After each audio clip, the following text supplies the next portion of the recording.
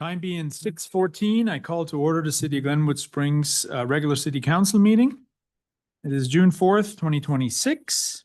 Good evening, everyone. Ryan, would you please take a roll call? Mayor Dame. Here. Mayor Pro Tem Zelinski. Councillor Townsley. Councillor Schmall. Councillor Weimer.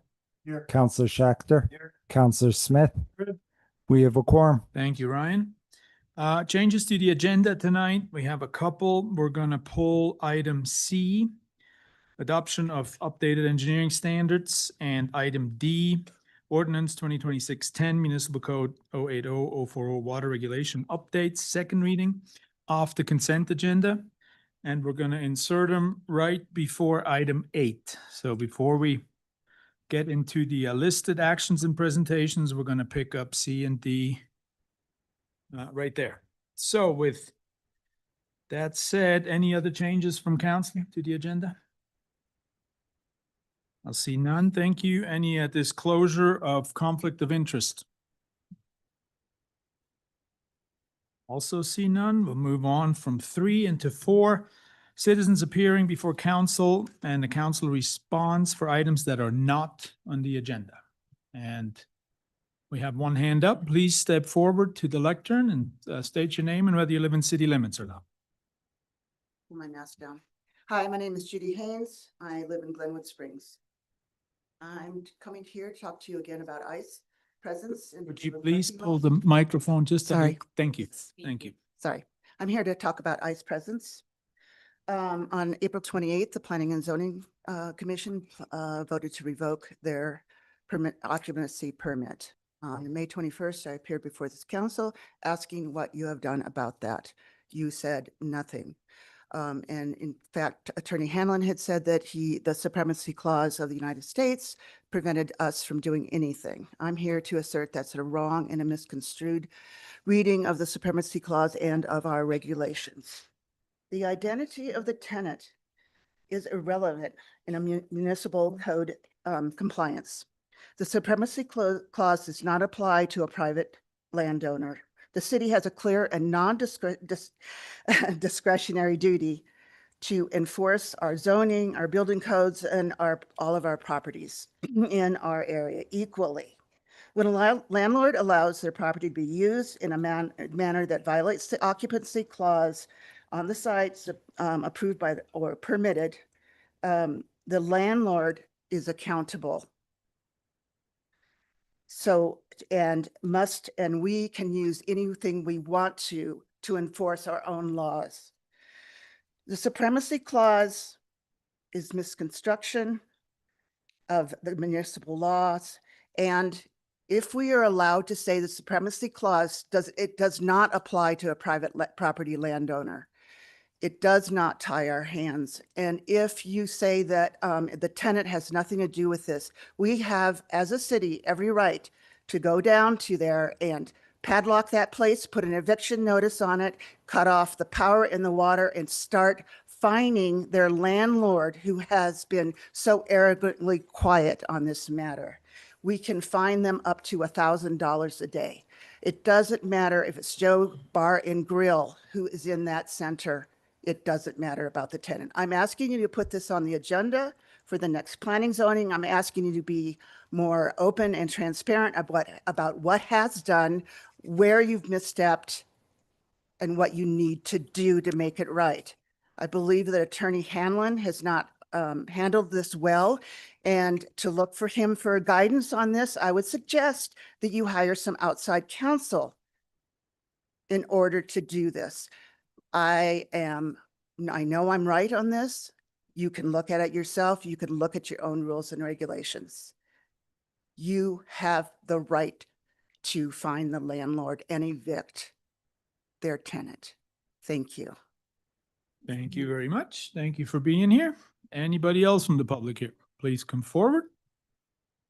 State your name and whether you live in the city limits. Lori Chase. I live within the city limits. Hi, Lori. Just wanted to thank the city and all the people that worked on North Landing Park for a beautiful place for people to gather. I watch that quite often from my gallery, and people really enjoy that space, kids playing kickball and such. And I'm really happy that the lights go off later on at night because they were, to me, really problematic. Thank you. All right, thank you. Thanks for the comments. Anybody else from the public here that'd like to come forward? Okay, see none. I'll close item 4 for tonight. Actually, I'm not closing it quite yet because do we have any response from council? And or maybe legal? Respectfully, I think it's a misunderstanding of how the law works, but I provided you a fairly detailed memo today. You guys can read through it at your leisure regarding the analysis, how this all interacts with the federal government when the federal government is a tenant. Certainly, you guys can make a decision at your next meeting whether you want to move forward with that. I also, in that email, when I sent it to you, suggested you may want to hire outside counsel if you would like to. Doesn't bother me at all if you do. I would suggest somebody, but I'm not going to do that because I think obviously the member of the public wouldn't believe that. Suggest that you maybe contact CML and ask them for a name of somebody to talk to, and you can check my analysis. Okay, thank you for that. And we'll start with Mayor Pro Tem Zelinski, please. Thank you for that. Steve, what do you think about the idea of reaching out to CML? That's what we have them for, correct?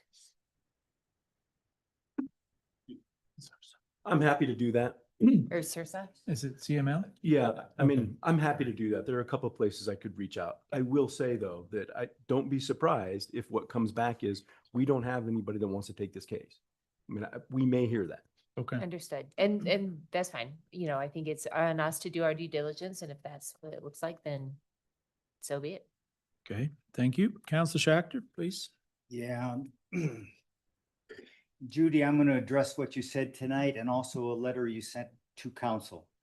And I appreciate your assistance in bringing the ICE issue and violations to our attention, as well as your desire for additional action. I do feel, however, that targeted and personal attacks on our city attorney, Carl Hanlon, are unwarranted and perhaps uninformed and not helpful in my focus, not speaking for council, in my focus on the issue. Carl has served the city long and well. He brings a valuable wealth of information and perspective to the city and council. He provides council with legal advice and guidance and necessary legal documents and correspondence when requested and needed. Carl nor staff make policy or council decisions. Council does. And if and when asked, Carl provides opinions as to legal pathways and strategies. Any oversight regarding permitting and occupancy that occurred over the past 20 years was the prior city staff and prior city council's responsibility. The city attorney does not supervise staff nor departments. Carl has not advised us to give in, as you intimated, in advance, but rather has, upon request, shared process, past outcomes that may affect our decision. Please try and keep this impersonal and focused on the issue and the actions and outcomes, as we will. In my opinion, Carl has served council in the city in an exemplary way. Past council evaluations also support my opinion. As to ICE and Midland Avenue, council has not made a decision, as you said, as to any next actions or steps. We have to date followed law and procedure, and the facility is in violation of its special use permit. I expect us to address this in the near future, perhaps even immediate future, make a decision in the best interest of the city. Thank you. Okay, thank you, Council Schachter. And Councilor Smith, please. Thank you. My response is about engagement and process.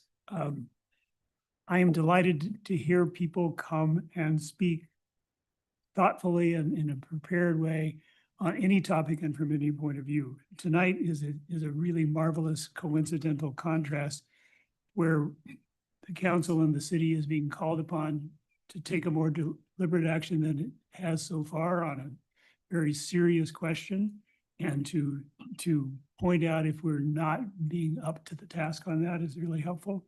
To also in the same night hear someone who appreciates a city investment and a city project and the positive aspects that that can provide to the community. Both of these need further attention. But I really appreciate the fact that we are much smarter as just a very small decision-making board when people give that input. So please keep coming. Thank you. Thank you. Any other responses? I see none. Thank you. Thank you both for being here. Have a great evening, and thanks to council for the response. Thank you, Carl, for chiming in. Closing item 4 for tonight, moving into item 5, council announcements. And we'll start with Councilor Townsley tonight. I actually have a few on here, just from the Parks and Rec Commission meeting yesterday. This Friday, we've got, and I think we mentioned this once before, the GoPro Games does not have enough water in Avon to hold some of their whitewater events. So on Friday and then on Saturday morning for the finals, we're going to have them down at the big wave on the right-hand side, river left, if you're going down. Should be fun to watch if you want to go to it. Saturday, Glenwood Springs Pride Fest is at Two Rivers Park. There'll be some speeches, some music. And then as far as kicking off our summer events, on Tuesday, the 23rd, will be the first farmers market. We'll be starting up for the summer. Thursday, the 25th, Films Under the Bridge will start from 6 to 11. That runs through mid-August. And then Friday, Music Under the Bridge starts 3:30 to 8:30. So you've got a bunch of events that are starting to pop through and give us the Nash downtown that everybody likes to see. The other thing that came up that I don't know if a lot of people know about is on Strawberry Days, I believe it was the Chamber TDA, somebody got a grant awarded on a drone show, and those are really expensive. We don't do it because they're so expensive for 4th of July, but they got about, I think it's like a $50,000 drone show. Right. So Saturday night at 9:10, you don't want to be at the community center. That's where it's going to pop up from. But if you're in Two Rivers Park, it's supposed to be quite the show. Oh, good to know. So those are the things that we've got. And then firework, everybody's like, how come we can't do a drone show? And we're not going to do a laser show this year either for 4th of July. But the weather in the last couple of years has kind of wiped those out. So we've spent money and had resources go where, clouds show up and all of a sudden you have nothing going on. So that. Great. That's what I got from the Parks and Rec. Well, thank you. Any other announcements? Councilor Smith. Thank you. 5 items, 4 very quick, 1 a smidgen more involved. Historic Preservation Commission met on Monday, and among other things, finalized its proposed budget to actually put a bit of money into some of their acknowledgement and research projects.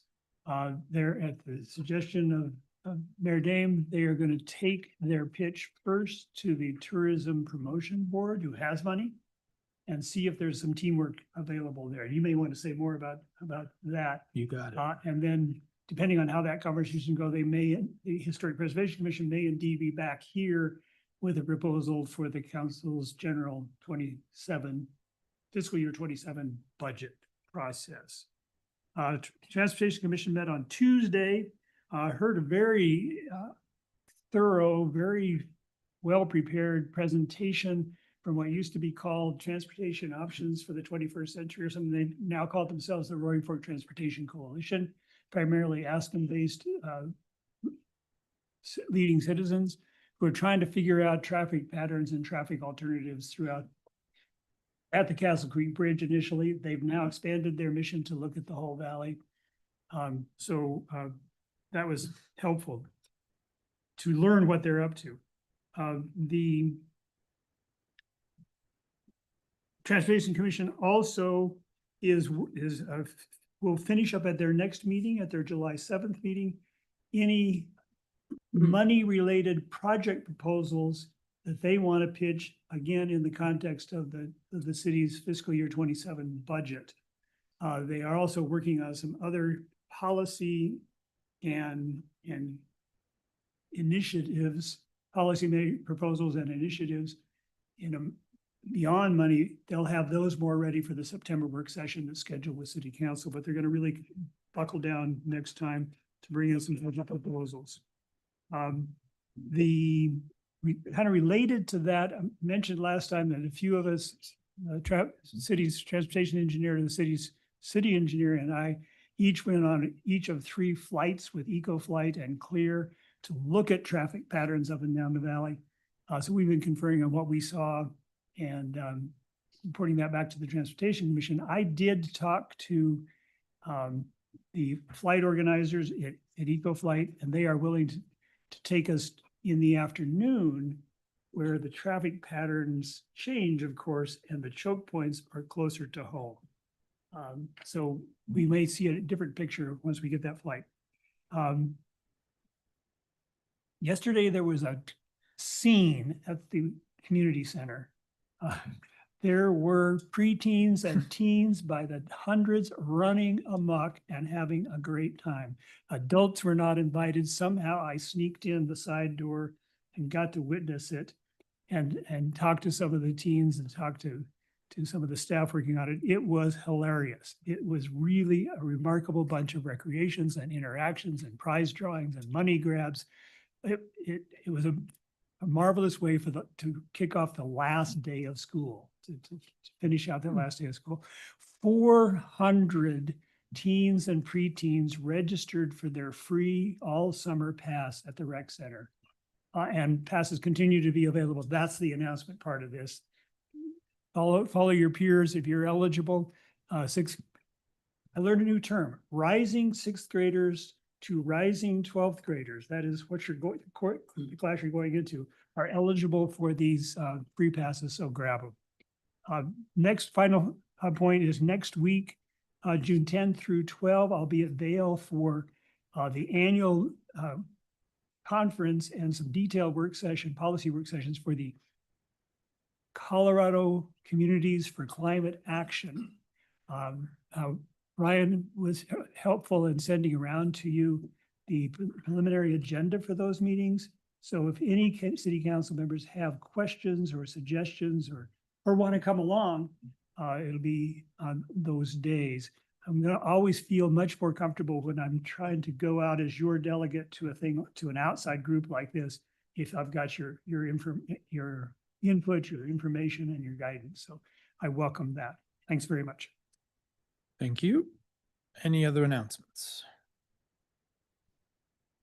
Okay, we'll see none. Thank you for that. Moving into the consent agenda tonight, and item C and D have been removed. So all that's left on the consent agenda is item A, May 21st council minutes.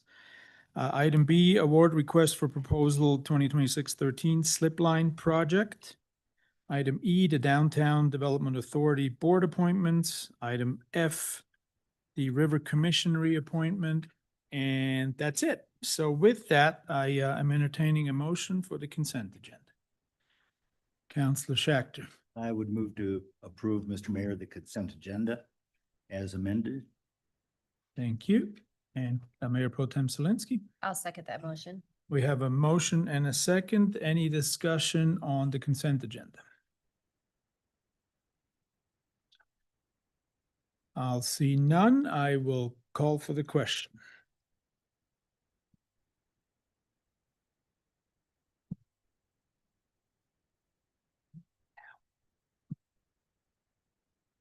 It passes unanimously. Thank you, Ryan. And we got a comment. Mayor Pro Tem Solinsky, please. I just wanted to acknowledge the reappointment of Paula Gora to the DDA and Chris Charo to River Commission. I so appreciate it, not only when people serve, but also when they continue to serve, because then they take all they've learned and bring it forward. And additionally, I'd like to welcome a new appointment, Allison Ackley, to the DDA. It's great to get good energy in there. So, we appreciate you all. All right. Thank you very much for that. And we are moving into a proclamation. This is fantastic. So I will have to move a few things around. And please, Sergeant, would you step up? Come meet me in front. I'll grab that from Ryan. Here you go. Thank you very much. We'll put that over here. Sergeant Young, good evening. How you doing? Good. How are you? Excellent. Okay, this is proclamation honoring Sergeant Young. Whereas Sergeant Young began his tenure in Glenwood Springs on November 1994 as a police officer, And whereas Sergeant Young embodies the serve and protect mantra, he has been the cornerstone of his department in both crisis and in good times. His vast wealth of knowledge has shaped his department, and his kindness and humor have sustained his longevity. Whereas Sergeant Young worked tirelessly as a training officer and was critical in the development of the department's first bicycle patrol unit, dedicating a full summer to patrolling the streets, back alleys, trails, and Red Mountain, all while prioritizing and building his health and fitness. Whereas Sergeant Young was then promoted to the rank of sergeant in January 2003 and served his role for 23 years. During his time as a patrol sergeant, he was essential in fostering and mentoring over 80 officers, helping them all develop into competent officers. He took on the tasks of department range master, lead firearms instructor, and field training officer, FTO, coordinator, and where Sergeant Young was awarded the Terry L. Wilson Meritorious Medal in 2023 for his decisive and professional negotiating skills stemming from the July 2022 attempting homicide involving suspect Craig Robbins. With his interpersonal communication skills, Sergeant Young was able to negotiate a peaceful surrender. Whereas Sergeant Young has honorably performed his duties with unwavering dedication, professionalism, and excellence for his 32 years with the city of Glenwood Springs. Therefore, be it resolved, I, Marco Dame, Mayor of Glenwood Springs in the state of Colorado, do hereby recognize and express our sincere appreciation to Sergeant Michael Young for his longstanding commitment to serve our community. In witness whereof, I have hereto set my hand and caused the seal of Glenwood Springs, Colorado to be affixed this 4th day of June in the year of 2026. Congratulations. Thank you. That's a remarkable tenure. This is fantastic. Sergeant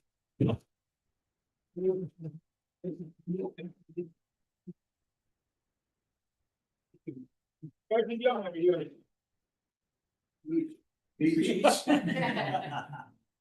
Yeah.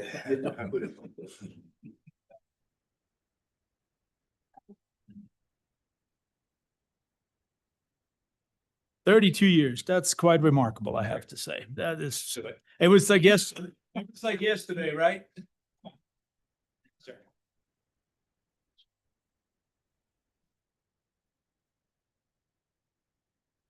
Okay, that was lovely. Thank you all for being here for that. Where does this take us? This takes us into our actions and or presentations. And like promised earlier, we are picking up item C for the adoption of updating engineering standards first.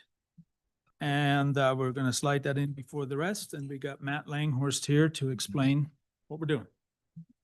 Good evening, Council. Matt Langworth, Public Works Director. I believe we're going to move this to the next meeting or continue to the next meeting. One of the chapters was uploaded incorrectly. You'll see there's a naming convention on 3 of them, and the 4th one no longer matched, I believe. On the engineering standards? Engineering standard. I have not heard that yet. Is that what we're doing?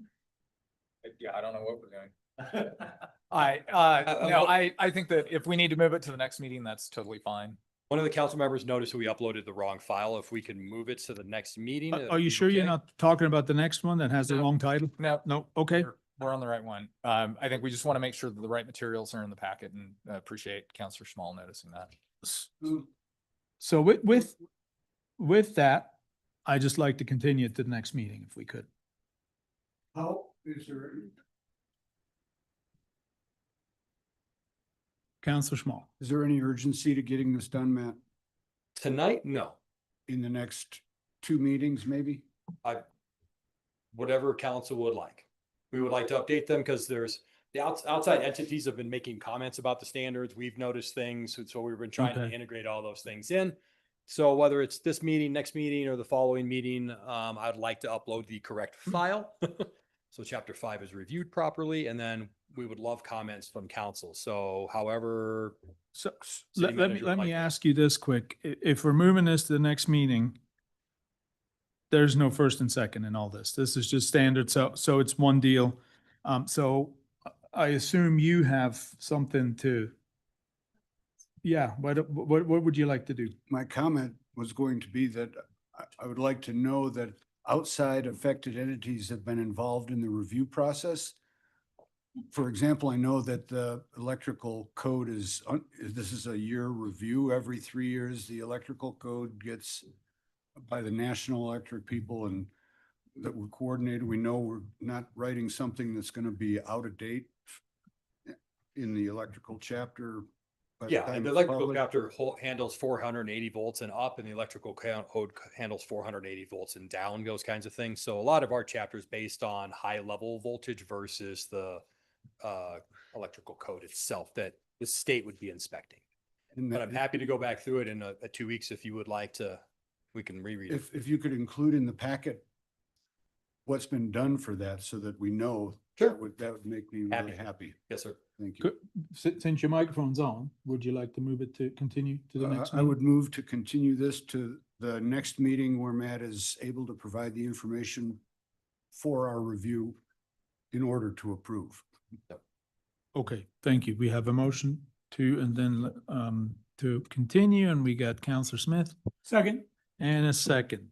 Any more discussion on this? Are we good? We're good. I'll call for the question. Should do it too. Yeah. Yeah, to be more specific, this item now has been moved to June 18th, 2026. meeting. It passes unanimously. Thank you, Ryan. Thank you. Sorry for that error. That's ours. Well, the next one, let's fix another error. What do we got? While we're at it. Okay, I got this one. Did I announce The it first? only reason that, what's that? Can Oh, I go ahead and announce it? announce it. Thank you. So item D was also pulled from the consent agenda. We're all efficient tonight, right, Carl? It is an ordinance 2016-10 Municipal Code 080-040 Water Regulation Updates. And this was the second reading. This is, We have it Mr. Mayor, it's slightly- actually ordinance 2026, not 2016, but Oh. we had, ordinance 10 got used twice. And so we just pulled it off so that if the motion it was an accident of numbering, and we want to be careful about how we fix it to make sure that the record is properly reflected. So if you would approve ordinance 2026-10A, municipal code 0800040 water regulation updates, we would appreciate it. Okay, you heard it. I am looking for a motion to do just that. And we got Councilor Schachter. Mr. Mayor, I would move that we approve ordinance 2026-10A, amending 080-040-020 regarding water regulation. Okay, we have a motion to approve. And Mayor Pro Tem Zelinski. I'll second. And a second. Any discussion on this item? See none, I'll call for the question.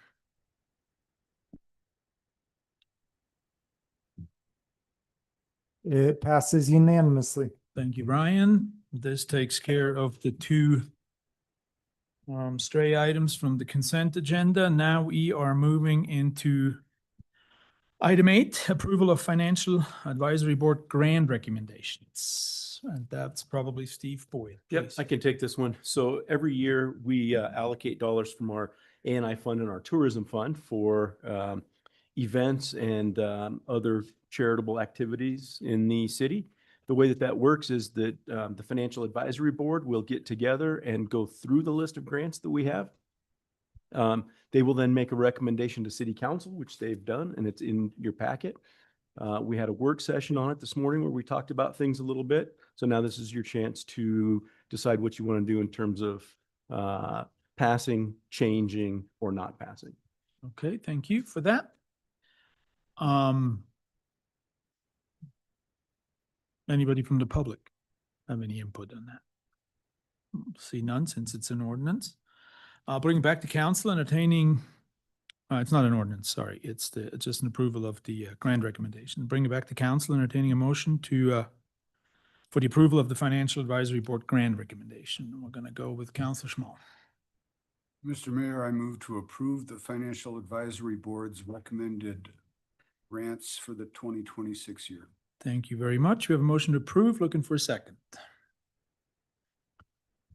Councilor Townsley Seconded. and a second. Any more discussion? See none, I'll call for the question.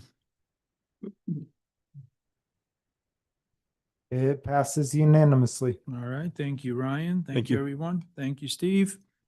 Next up, item 9, ordinance 2026-12, an ordinance of the city of Glenwood Springs, Colorado, repealing and replacing section 080-010-060 of the Glenwood Springs Municipal Code regarding utility disconnection notices. Thank you, Mr. Mayor. What you have in front of you is a replacement of one of the sections in our utility code.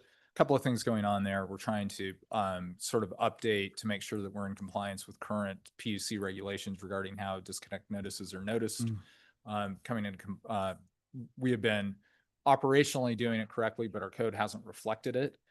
So we wanted to update the code for that. We've also had some incidences with doing door hangers that have been a little problematic and have had some bad interactions with animals. We don't absolutely have to do it that way. And so we're going to institute some a little bit different approach, which is mailing notice, but then also using some technology that Matt's going to talk about in terms of phone alerts related to late payment or shut off notices. So Matt can walk you through kind of what the new process is going to look like, but that's why we're just repealing and replacing. It's pretty straightforward stuff. Okay, thank you for that. And Matt, you got to add on to that? It's a simple process. Basically, what most municipalities do or larger entities do at this point is they take in the names of the people who have not paid. That information is transferred to the meter techs. The meter techs usually go hang a door hanger. Now we have the ability with a piece of software, very simple piece of software, we can input the account, the amount owed, and the phone number associated with that account holder. And it basically auto dials them and emails them saying, hey, you have a disconnect notice. This is the timing associated with that. This is how much you owe. And it notifies them in a appropriate way that's now meeting the code. So that is how the process should go. If there is a person that we can't get a hold of, we've actually tried this last month. It's not the official version, but we tried it. We auto dialed 50 people. 46 of them got the information, 3 of them that nobody answered the phone, and 1 just was a wrong number. So we still went and did door hangers on all of them, but it was pretty successful that we got to 46 human beings. They came in and paid their bill, and we only had to actually deal with 4 of them out of the 50. So it seems to work okay. And that's the process that we would like to move forward with. We'll integrate that with IT and Tyler and all those fun things once we kind of get the chance to do that. It's an outsourced piece of software that basically Excel uses also. Okay, thank you for that. Any questions? Counselor Schmall. Matt, I got the idea that there were a group of regular offenders with late payments. Is there no provision for repeat offenders? Yeah, it's unfortunately the way the PUC regulates us and state regulations are is that you can continue to be a repeat offender. You can get right up to that disconnect and then pay your bill and then you're fine. And unfortunately, some people do take advantage of that, and or that's just the squeakiest wheel gets the grease, as you will. I think we're really excited about trying to use the auto dialer because I think we're getting compliance faster and easier because it becomes the first squeaky wheel that people hear.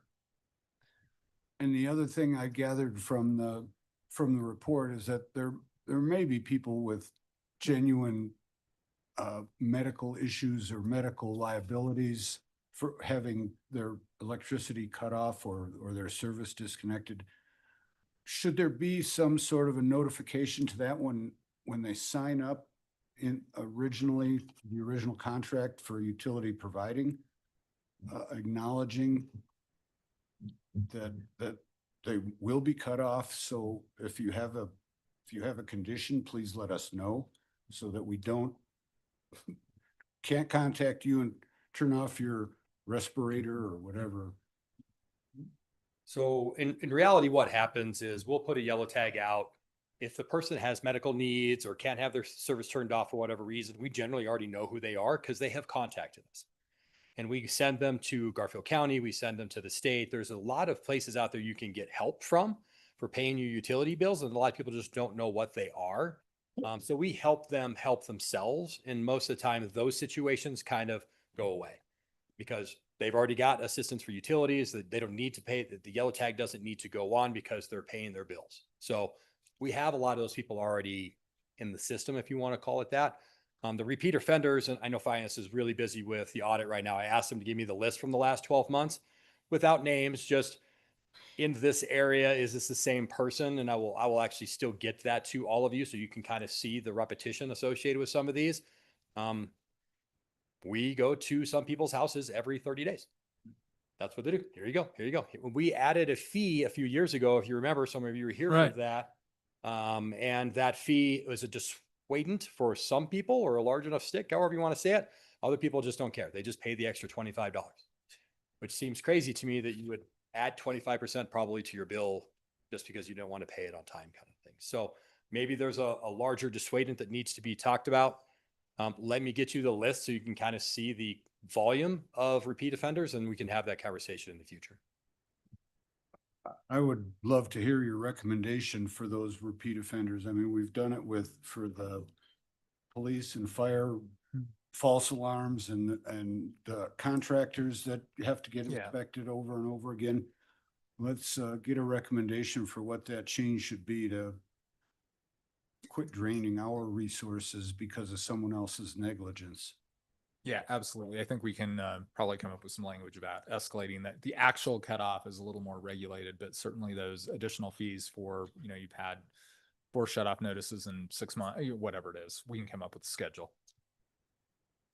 Okay, thank you. Councillor Townsley. Just a little bit on the other side of that notice, because I got the nice blue tag on my door. It's blue, But good. It's blue, it's beautiful. Wow. But I worked with the city 4 different times to try to pay my bill on time.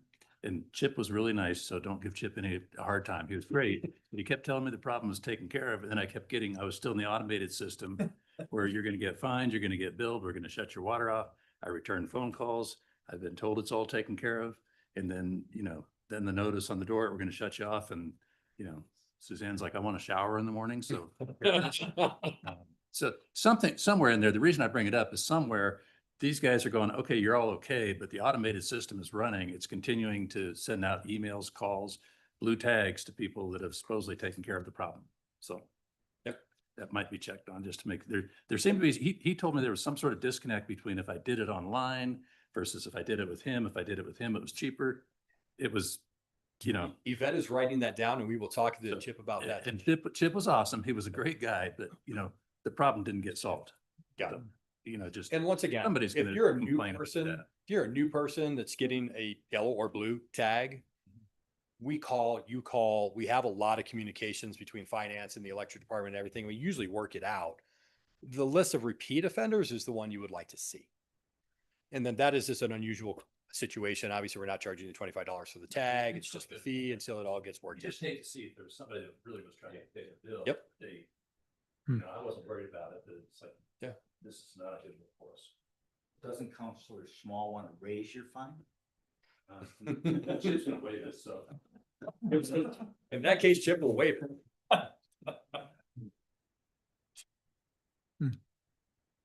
Other- Okay, so let's see. That was any more questions? Super quick. Councillor Weimer, super quick. Go for it. You said 27 out of the 30 answered their phones with the auto dialer? 46 of the 50 Oh, 46 answered, of the 50. received the call and paid their bill. 3 of them received the call, I believe did not pay their bill, and 1 of them was the wrong Wrong number. number. So my question or my suggestion was going to be to make sure that, and it sounds like we're probably good. What the auto dialer, the name that pops up on the screen? Like if you were to call me and I don't know who the number is. I I'm not believe gonna it says answer. City of Glenwood Springs, but I can double check that. Yeah, just super small detail to just circle back on and just make sure people know who's calling so that they Yeah. know to pick up or not pick up. Well, if you call me and I don't have your number in there, it automatically goes to voicemail. So I would have been one of the 3. Yeah, totally. Okay, thanks, sir. Cool, thank you. If I see no more questions, then anybody from the public like to comment on this? Would you like to? Okay, please come forward. Ordinance 2026-12. Please state your name and whether you live in city limits or not. Lori Chase, Cowden Drive. And I you. am one of those offenders. I am a repeat offender. Let's see, the reasons are I'm lazy. And I pay my bill every 2 months. And I just recently found out about that little fine thing if you get the door tag. And let's see, what else? So a long time ago, I realized that it's not true now, but the person that came out to set the door tags, I would ask if, oh, can I pay you right now? And he went, sure. And so it made it really convenient, just saying. I don't know if they still do that, but things have changed a lot in almost 40 years. Thank you. Thanks, Lori. Anybody else from the public? See none, we'll close the public portion of this, bring it back to council, entertaining a motion in ordinance 2026-12. Council Schachter, please. Sure, Mr. Mayor, regarding, I move that we pass ordinance 2026-12, an ordinance of the city of Glenwood Springs, Colorado, repealing and replacing section 080-010-060 of the municipal code regarding utility disconnection notices. All right, thank you. We have a motion to approve, Mayor Pro Tem Zelinski. I'll second. And a second. Any more discussion on our end? If I see none, I'll call for the question. Ryan, please.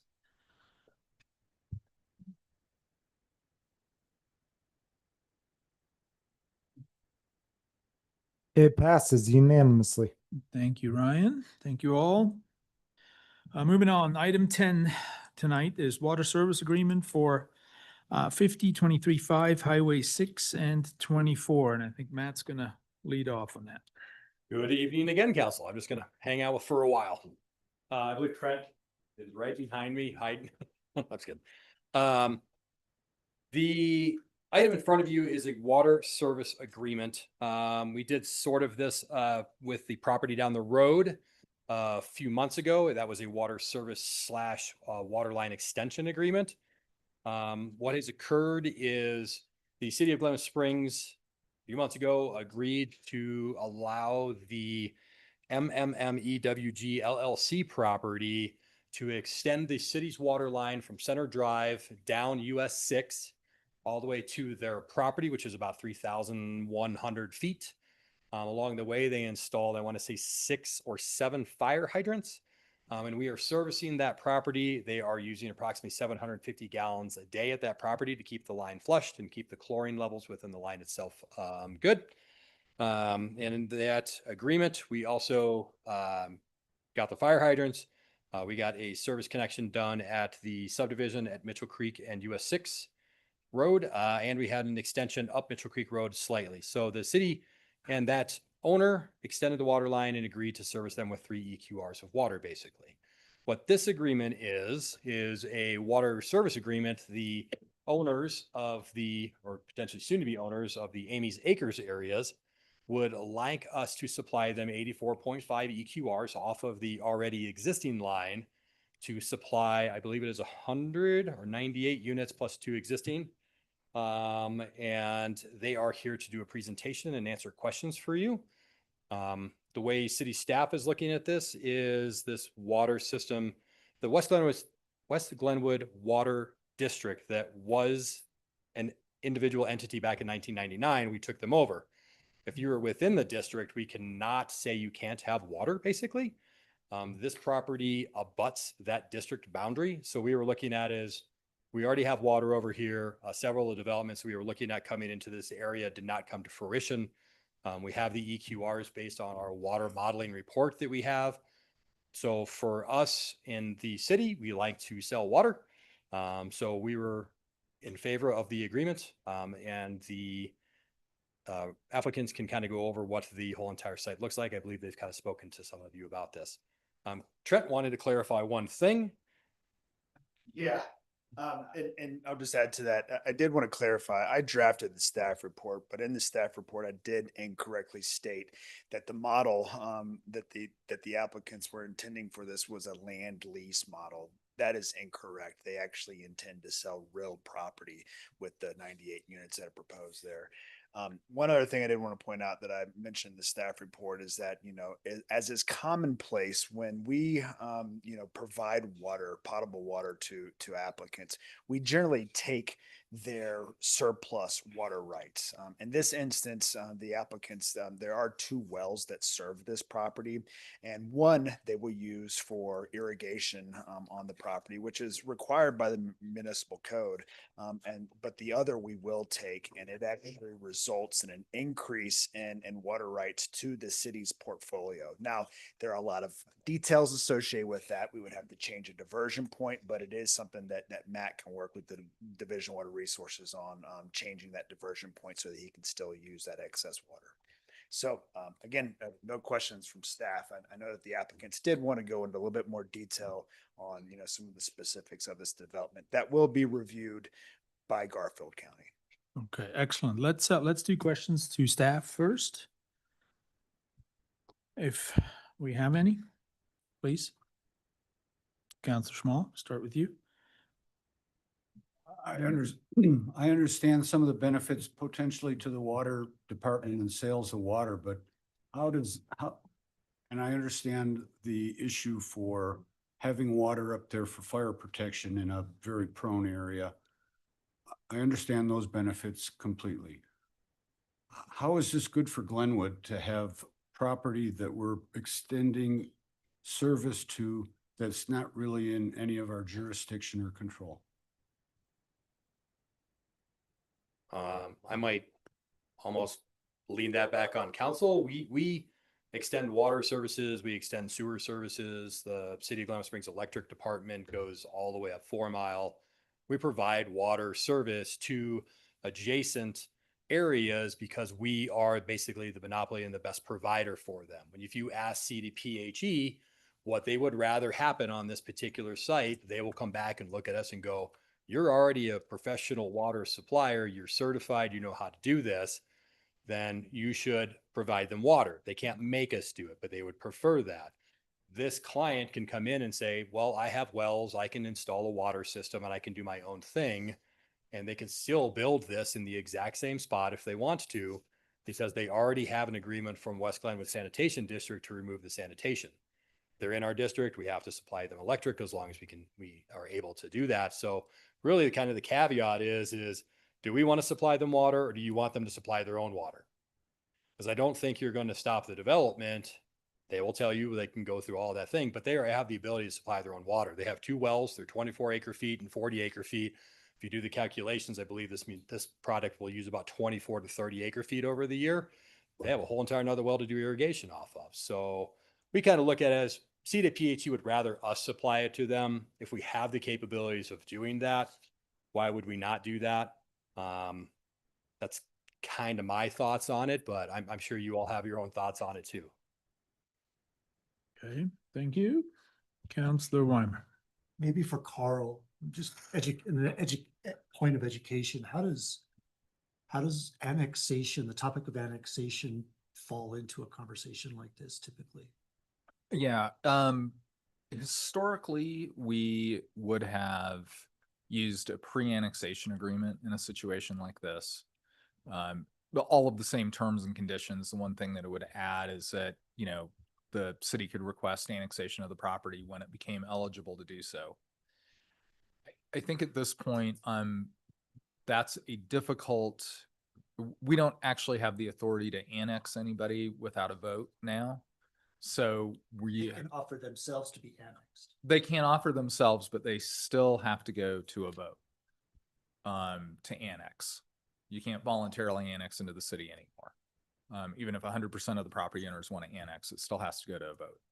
So we've sort of shifted the model of the type of agreement that we would use in these instances, just because it's kind of hard for us. I mean, we certainly could still ask for that, but it's one of those things that we can't guarantee a result with that annexation.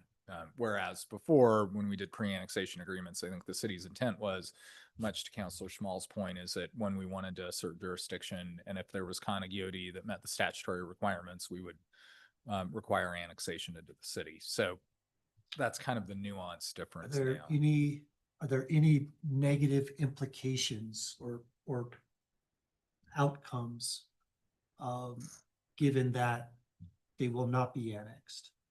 we're providing all the services, but they're not going to be really within the town. Yeah, I mean, I think the biggest one is in the context of a development like this is regulatory authority over the development, right? So they're being developed outside of Glenwood instead of inside.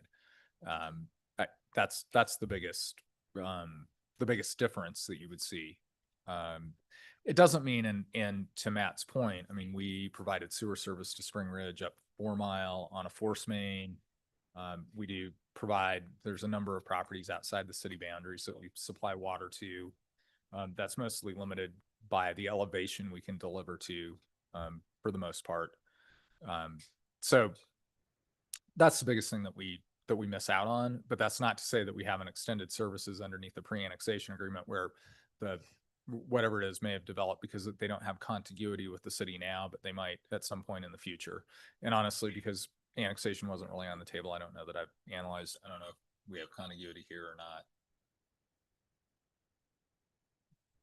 No, not just this property along. Yeah, I was gonna say, I didn't. Other yeah. parcels that were. So connected. just to kind of finish that annexation, close that loop on the annexation. So in order for us to even be eligible for annexation, 1/6 of the property has to touch a city boundary. Thank you. Council Townsley. So I had a very similar question. I think you've answered about 80% of it, but you know, when I first read this, the line formerly the city would have required the submittal of a pre-annex. So that was the same line that we had the last time when Mr. Gould was here. And I read that afterwards a couple of times, thought, man, if we've got something on the books, why are we not doing it by the way it's on the books, or why are we not changing it? So I guess my question on top of Councilor Weimer's is if we're just not going to use this anymore, then is that something that needs to be changed such that we don't keep saying, well, we're just not going to abide by what we've typically have done? Yeah, the code actually says approved. Any water surface agreement has to be approved by council. We had just, as a matter of practice, always utilized a pre-annexation agreement to do that. The code doesn't actually require a pre-annexation agreement. So it was just a matter of practice how it had been handled in the past in the form of the agreement. Thank you. Councilor Schmal. Besides jurisdictional control, we also, if you're in the city, you pay a different tax. So the property taxes be slightly different. We're giving up on that potential revenue. And historically, formally, that was part of getting city services, was being annexed into the city. Now, the ballot measure that was passed 2 years ago that changed requiring a vote of the public for annexation or sale of city property, I don't know exactly what it was, changes the process a little bit, but it shouldn't change it changes the timing of the process potentially, but the process is there for a reason. And I don't think we should,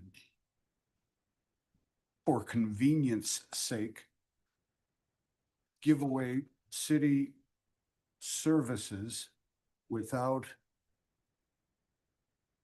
the jurisdiction and the tax revenue of the city base. Thank you. Councilor Shack. It would be okay. I just wanted to follow up. Yeah, go The for it. primary,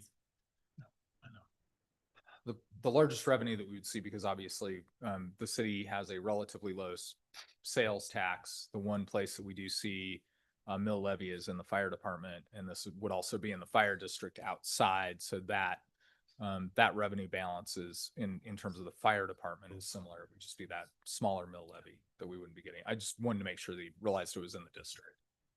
Well, plus on top of that, it's not touching the city. We couldn't even annex this. I think to Councilor Small's point, he was just saying that requirement that if they ever did touch the city, that they would annex, not having that included. Maybe I'm misreading that. Wait. Councilor Townsley first. You finish your question. I gave you the room. Okay. I would, Chief, I got a question for you, because in sitting in the rural fire district meeting, you know, they're looking at, okay, are we gonna, and that was the piece that came to my mind is, you know, if the city passes a mill levy increase for the fire and the rural fire district decides not to put it out there, and I think they will, but if they decide not to, then again, we're providing services to somebody that I would rather have in the city. So we're getting those bill levy pieces from that too for fire. So I mean, am I wrong on that or? I believe I'm tracking you correctly. Is that Okay. accurate? Yeah, You could I think comment on that's that. accurate. I mean, to the mayor's point, this particular parcel, we couldn't annex right now anyway, because it doesn't have contiguity. So it's really more of a binary decision then. Yes, it is. Just like the mountains are adjacent. Council Shack. A couple things, just a clarification. I don't know about big projects. I know in small projects, there's sales tax on the building materials. In this case, a large project, do those go to the county and not the city? That's the flip side of that. We're not responsible. We're not primary responsibility for police and law enforcement, nor road maintenance, any of the infrastructure. Is that correct? Since it's not in the city? The only thing we deal with is the water system and Yeah, it would collect be the and collect the utility. revenues from the water system. Yeah. We would be responsible for the utilities that we're providing. Right. Law enforcement would be on the sheriff's department. And we get the revenues from those utilities. Yes. Okay. Can I mention one more thing? Yeah. We've never agreed to take any of the utilities on the site. Right. So we'll take the electric because we have to. It's the lines, the transformers and things, but we've never talked about all they're asking for is water service. So we will, and we don't even own the line that is in within US 6 for at least 15 years. So That's once cool. again, we're not really taking a ton of responsibility. We're just taking the water supply. And my last question, and this is Garfield County Planning, it's their process. The amount of water we supply, what is that? Is that based on any control we have over density and number of units? Or how does that interact with the subsequent county approval for the plan for the property? All the county wants from us is a can and will serve letter. So we can and will serve them. It would be specific to 99 units plus 2 existing. It would be 84.5 EQR. I believe we would do an assessment of that EQR, those uses after a certain amount of builds. Because what we're finding basically is that our number of 350 gallons per day is probably a little high. And, you know, they're going to use less than that. So our EQR calculations are a little off, but something to be resolved in the future. So we're just selling them water. That's all the county cares is that we will provide for them. And I guess related to that, we, by default or by understanding, we are supplying the amount of water for whatever the county subsequently approves. Is that correct? Yeah. Oh, okay. So, We're approving a specific amount of EQRs. If you approve this, it would be for a specific amount of EQRs as we calculate them. For a those- particular maximum number of units. Thank you. Thank you. All Council. of the can and will serve letters say if that differs by any amount, the city has the ability to pull it. Okay, So I try to make them very specific nowadays. Thank you. back to Councilor Small, please.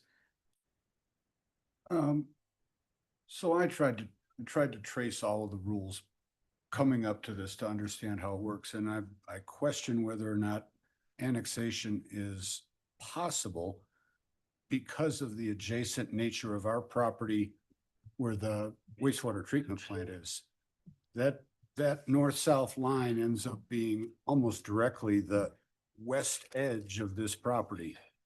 And since it's all public property from their property line to the edge of our property line, I think that qualifies as adjacent. If 1/6 of the length of that property satisfies the contiguity, then I think it is eligible for annexation.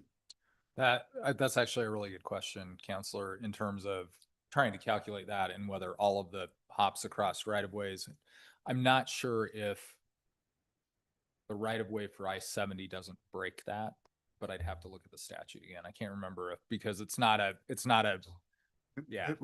My conclusion was, I think it does, but I'd defer to you on that, Carl, for sure. So I have a real problem with the, There's still questions, right? Not comment. We're not there yet. Sorry, okay. Thank you.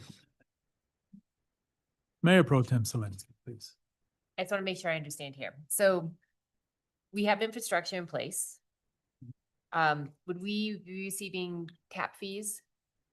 Yes, So there's that. And then we also would receive additional water rights in trade, we've basically. requested one of the wells, yes. Okay, so in your calculation, is this some benefit?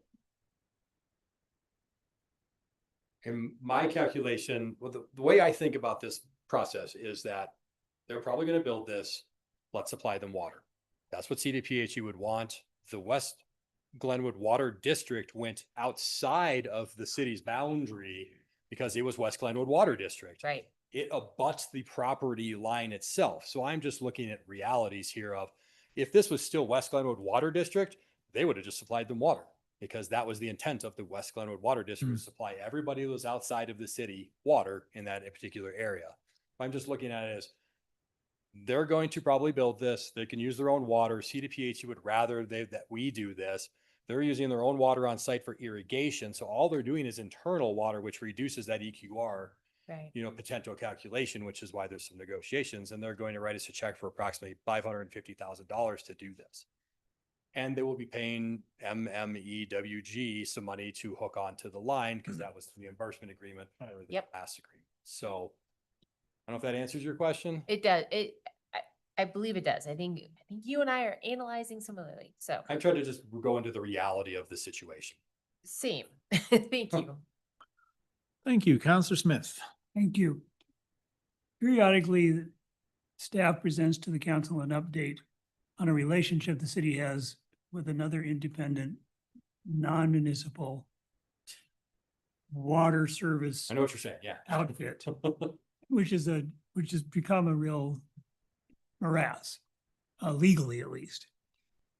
Does providing water to this non-city limits parcel set us up to a repeat, or set us up to avoid a situation like that?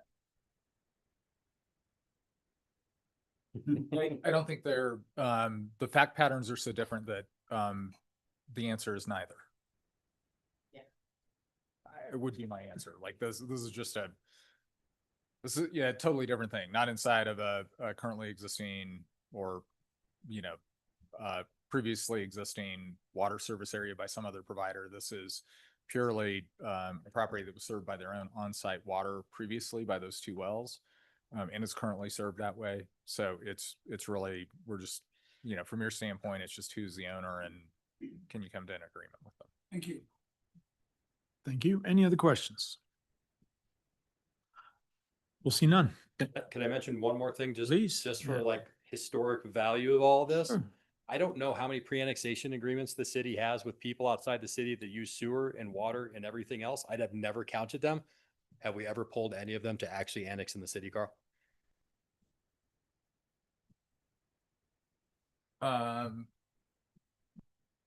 There have been one or two annexations that were based on pre-annexation agreements, but I think that was at the choice of the owner, not at the choice of the city, that they just had gotten to the point where either we touched them and it was possible and they wanted to annex, a couple of ones along Midland Avenue, if I'm remembering correctly, but that's the only ones that I can think of. We have, like I was saying, probably one of the largest ones that we have under a sewer service / pre-annexation agreement, I believe would be Spring Ridge and Spring Ridge 2. And that's a pair of 4-inch force mains that run from that development in Dry Park all the way through the dip and down the hill. So. Could the applicant come up and do a quick Hang on, presentation? I got one more question showing up here. So just a second, Mayor Pro Tem Zelensky, please. Can we look at the Cardiff Bridge neighborhood as an example of what this looks like? You talking Steuben property? That's owned by the county. It's That's an their- enclave. Yeah, it's an enclave. So- That one would be slightly different in that It is. it is an enclave that we could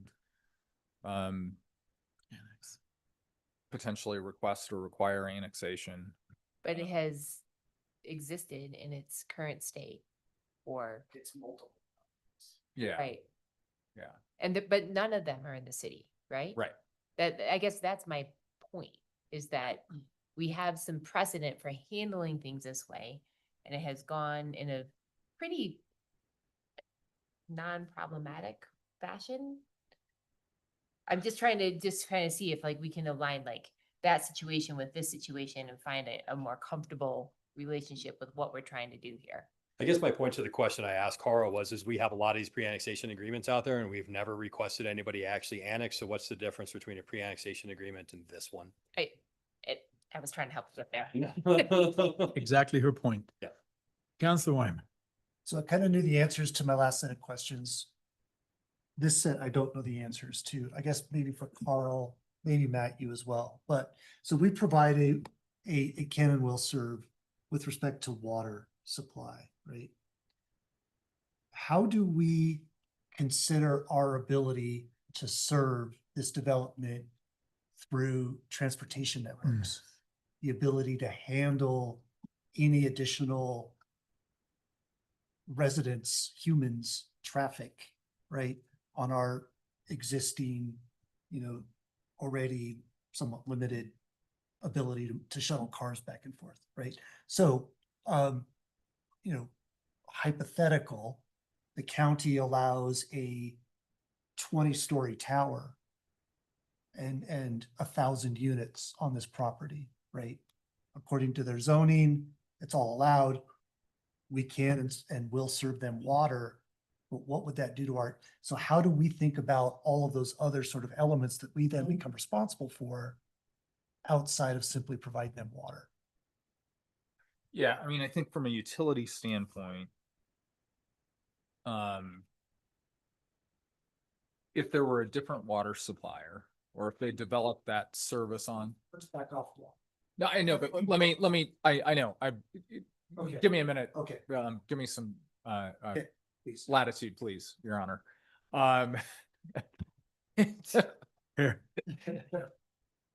Assuming water is not part of the picture, and so they're supplying on site, and we're not supplying, them water. The answer to your question is none. We don't have any ability to influence any of that, right? Whatsoever, because it's a development in the county, it's the same as if we're a development at 4 Mile. We might be a referral agency, we might provide some comments, but we don't have regulation. 41 or whatever it is. No, it wouldn't even fall under 1041, right? Because doesn't hit any of the markers that you have to hit for the types of things. So from that standpoint, we wouldn't have any regulatory authority whatsoever. And so we're just kind of the downstream, as we are with a lot of things that, come into town in terms of traffic volumes. So the answer is we wouldn't have any ability to do it. So then the question is, can you leverage that into anything in connection with this water service agreement? I think that's maybe a conversation to have with the developer when they come up to the lectern to talk to you. Because that is always just a balance point on cost between what does it take to develop that water system on site versus what does it cost to connect to the city's service. And I'm sorry, Mr. Mayor, right? And then our ability, right? Again, back to my wild hypothetical, right?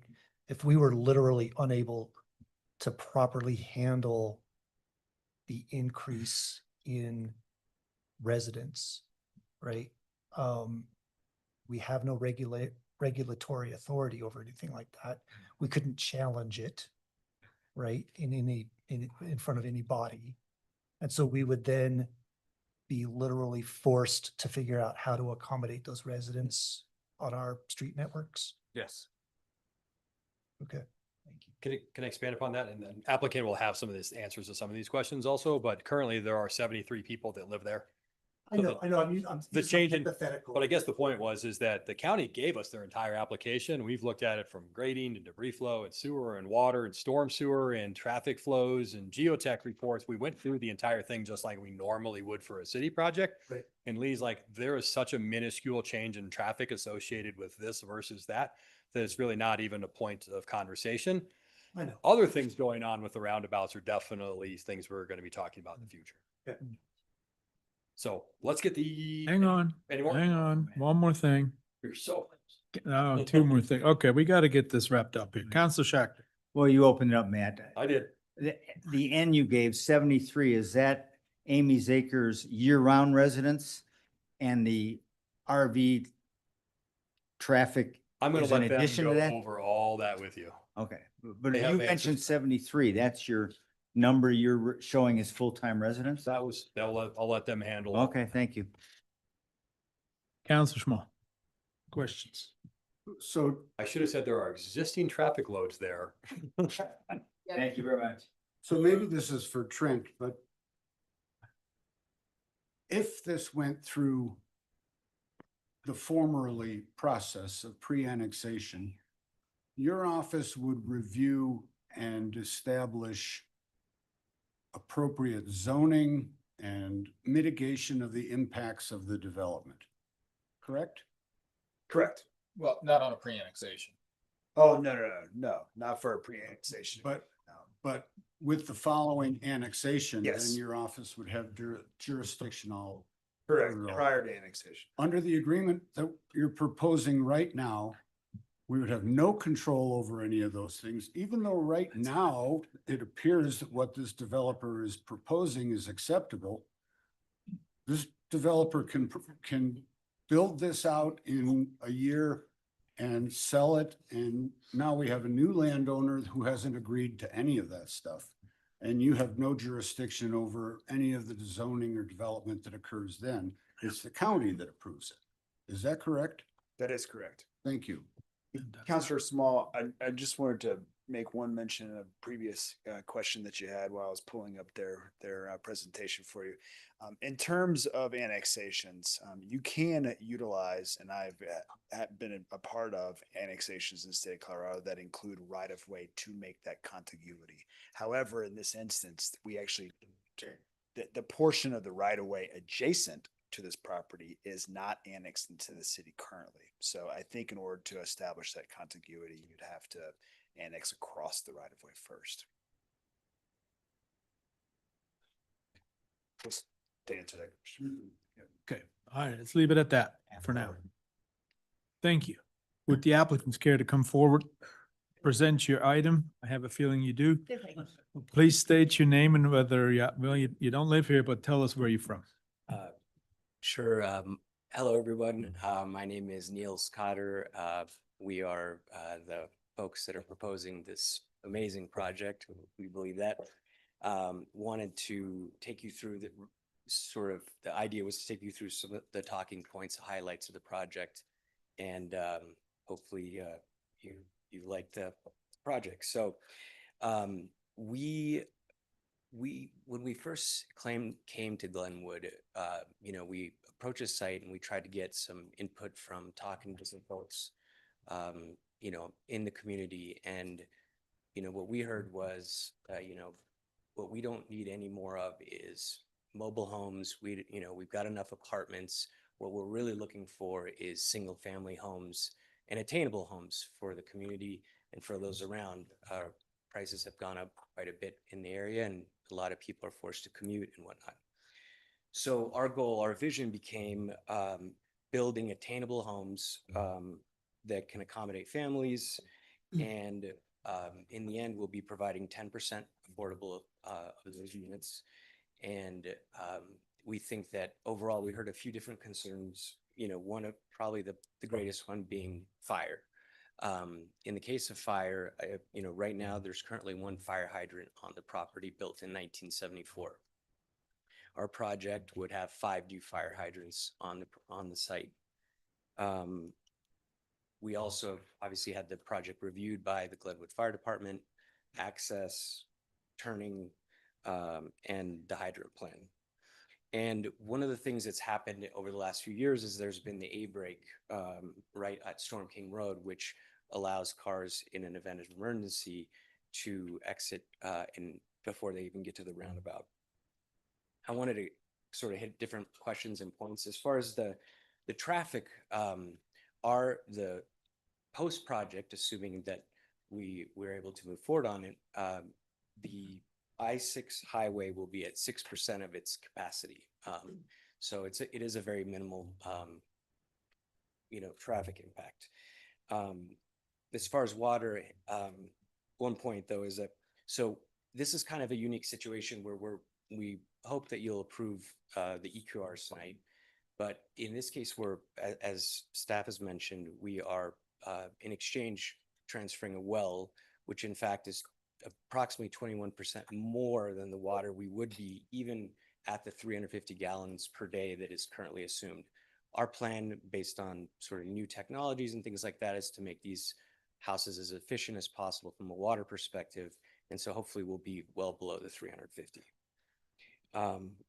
The other thing is there's an issue we've heard from the water system is there is a standing water issue, and this helps allow the water to circulate through the current line that exists right now. And finally, we are paying our fair share of a water line with the gentleman who developed the line here. So in addition to the EQR fee, in addition to the additional water that hopefully will be provided to the city of Glenwood, we are paying a very high sum to split that cost with that person. So I also wanted to talk about, and I'll get through sorry, we've been on this one slide, but I also want to talk about the occupancy right now. So the way traffic and a lot of these things are done is at the peak of time of day, 4 a.m., it's at 7 to 9 a.m. and 4 to 6 p.m. And that's how the traffics are calculated. The peak times are in the summer because about 80% of the site is used for tourists, big RVs coming in and out of there. Currently, there's about 15 to 20% of residents that are on monthly rentals, cancelable at any time. And there's also folks that live in those houses. So of the folks that are in the RVs, those are month to month. There are some nurses that are, for example, on these fixed contracts that are leaving after a certain point. And everyone on site that lives there currently, month to month, is been noticed for the last couple of years that this site is going to be developed and or sold. And at the end of the day, eventually will be closed because the folks that own it are no longer sort of interested in the complications of running an RV park. So I'll also, I can flip, just give you kind of vision. We're still working on I don't think it flipped. So this is the kind of housing that we're envisioning. We're envisioning homes that are sort of 3-bedroom homes, 2 to 4 bedroom, call it, somewhere between 1,300 and 1,700 square feet, in a place that we can really create a community. These are examples of some of the builders that we're talking to. We're exploring modular, we're exploring stick built. It just depends on where the market is. We're in very challenging real estate times with high interest rates, gas prices that have just spiked. So transport costs are very expensive. And in general, based on where the treasuries are, mortgage rates are at an all-time high, making home ownership difficult. So it's all about creating the type of housing that has attainable price points. And so this gives you an example of some of the folks that we've been talking to. The one on the lower right with where you see the children is a company that is called Fading West, and they build various kinds of homes. The next one I just want to show you just as inspiration, this is a project in Basalt. It's a smaller homes, very unique kind of designs. We'd love to have a variety of designs, layouts, all with garages for the residents. And it gives you an idea of some of the different styles that we've been exploring. Finally, or a couple more slides here, just to put it in perspective, just based on the grade of this property, you can see the existing view versus proposed. Obviously, we're going to be doing some landscaping and whatnot, but based on the grade from I-70, the houses behind the first row are basically not visible from any angle. It's just the first row, and it's kind of comparable to the RVs right now that are on site. This just shows you another view angle, existing versus proposed. And then finally, just the entire site, and we just kind of laid them side by side. These are not to scale. We actually zoomed in on the homes. we are developing only on the disturbed areas of the property. So we're not taking natural area and turning into homes. We've just focused it right around the main core, and then also creating the debris flow and which is actually making it better than it was for this project. So with that said, I'm more than happy to answer any questions, and really excited about the project. Okay, thank you very much. Thanks for all the info. Any questions at this point to the applicant? Start with Counselor Smith. Thank you. First, just a bit of terminology. If I was following and noting correctly, you talked at one point about 10% of the homes you called affordable. Can you define that for us? And maybe while you're at it, Sure. in a previous sentence, I think you said you want to provide single-family attainable homes. Correct. What's the distinction percentage-wise and quality-wise? So the quality we're hoping to be, amazing quality homes, modular homes or stick built are, you can do fantastic homes, and it's our job to do that. And obviously we're aligned to do that because we want the project to be successful. Affordable is the income capped homes. There'll be 10% of the 98. So not 9.8, but 10 homes that are, capped at the certain income restrictions of the county.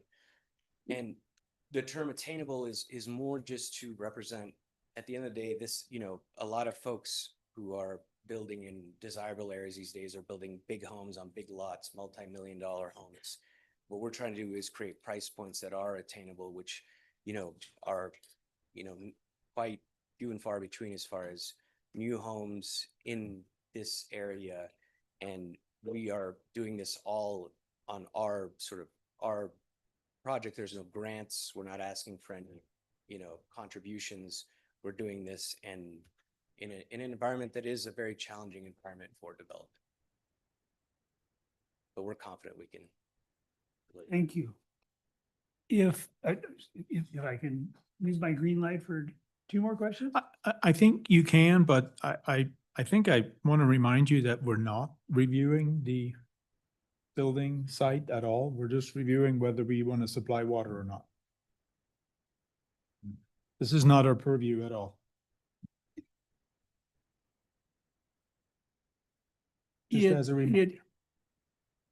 Well, I can make a case for why it is relevant if you want, or I can ask my questions and see if you want to cut me off.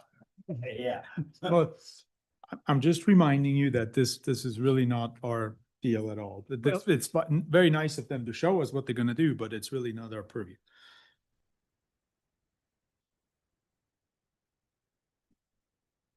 I guess I would contend that while it's not the purview or review is not under the authority of city department or the city council, this is a proposal within the functional area of the city and has potential ripple effects on the city that may well be positive. And we're being asked to provide a component supporting that development, knowing what that component would facilitate, I think is relevant to the question of whether to help. Without getting down to, I'm not seeking to get down to nitty-gritty about design standards or development particulars. I just want to get a sense of the place. I see what you're doing, and I think we got the sense of the place, so.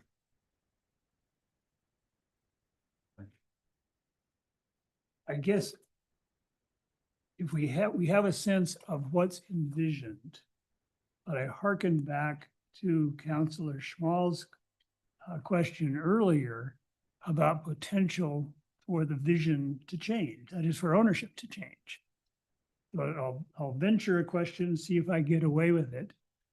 How committed are you? Is this a follow-through proposal that is going to be part of our community, if not part of our city limits? Or is it an opportunity to enhance the value of the land with some approvals that would facilitate you selling it to someone else? I appreciate the question. We are 100% committed. This is something that I've always wanted to do as far as being able to provide attainable housing. And I've built apartment projects. I've done different things. There's a lot of variety of uses that could go here. We specifically chose this because of what we heard in the community. And so I would tell you that we are 100% committed to this project and absolutely love being in this community. Thank you. Thank you. Mayor Pro Tem Solinsky. It's all for sale, right? There's no rental component? Thank you. Okay, any other questions? No, see none. Excellent. Well, thank you for being here. Thanks for all your information. Anybody from the public like to weigh in on this?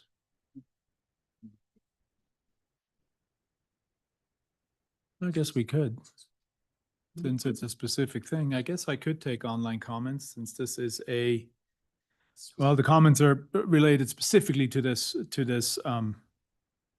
item 10, water service agreement. If you guys should sway away from your comments and start talking about something else, we will cut you off. So your hand, let's see, we'll start with Gary Hubble, please. You Hi have there. three- I am the listing agent for the Amashaw family, and I've been representing them through this process. And I want to tell you that as a Western Colorado real estate broker, I grew up in Carbondale, went to Roaring Fork High School. We had our little contest with Glenwood all through my educational experience and so forth. And I know and love the Roaring Fork Valley. The one thing that has never been mentioned in today's proceedings is that you do have a limit of where a nurse can live, an emergency nurse can live from Valley View Hospital, don't you? I believe it's 10 minutes. And the transport time, if you're in your car and driving to Valley View from this property, should be about 7 or 8 minutes. And so I want to ask you, where do you want your soccer coaches? And where do you want your teachers? And where do you want your firefighters? And where do you want the people that serve this town and want to live in this town? Where do you want them to live? Is it Silt? Is it Rifle, Parachute, Battlement Mesa, or Grand Junction?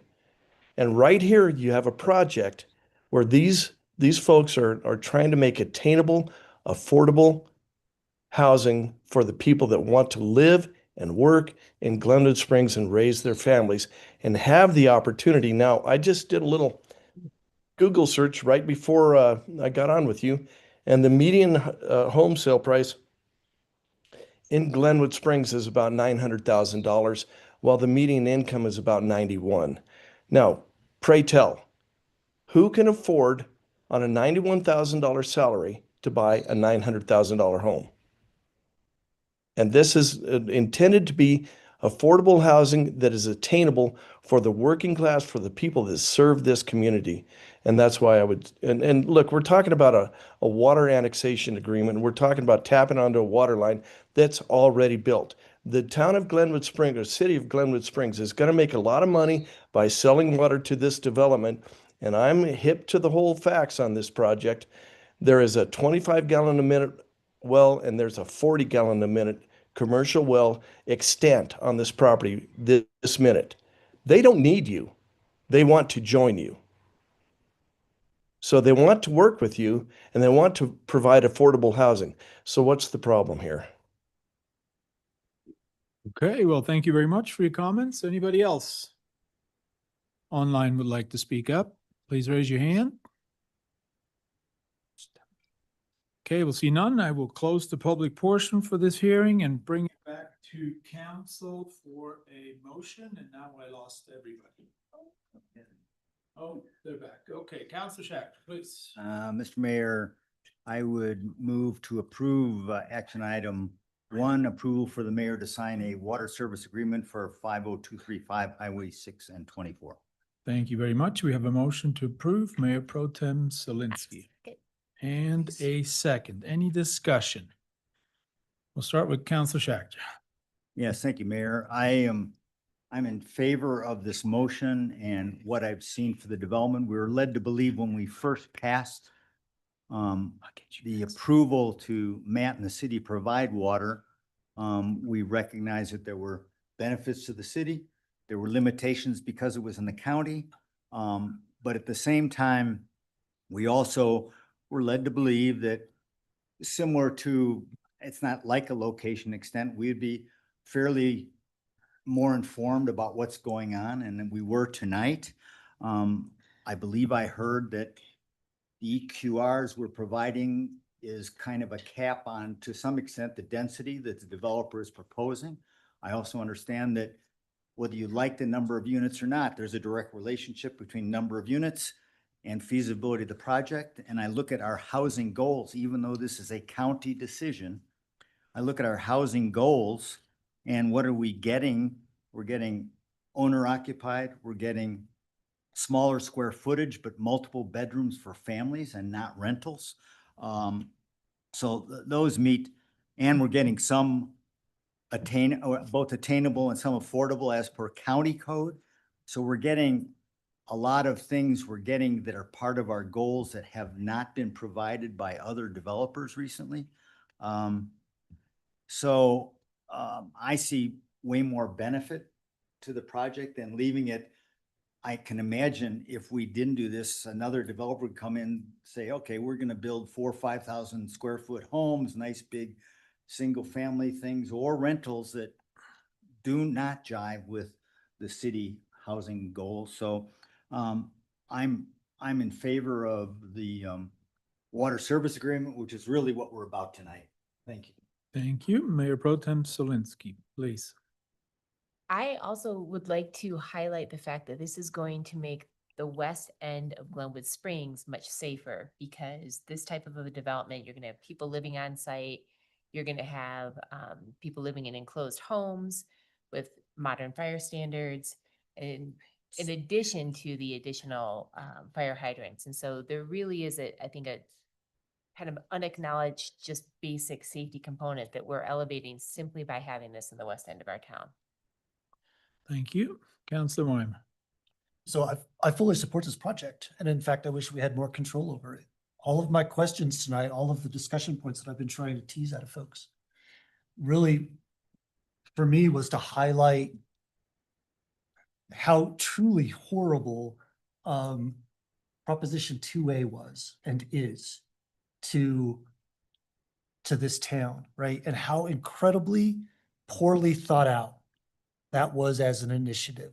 And I don't know who I'm speaking to at the moment. I'm speaking out to the people who were behind that dumb thing, because you know, my hypotheticals tonight were meant to sort of hopefully get some people to think about what the potential could be, the unintended consequence potential could be around something like 2A that has completely tied our hands around annexation. The city doesn't annex properties. No city in the world, in the country, let's say, goes out and annexes properties. That's not how it works.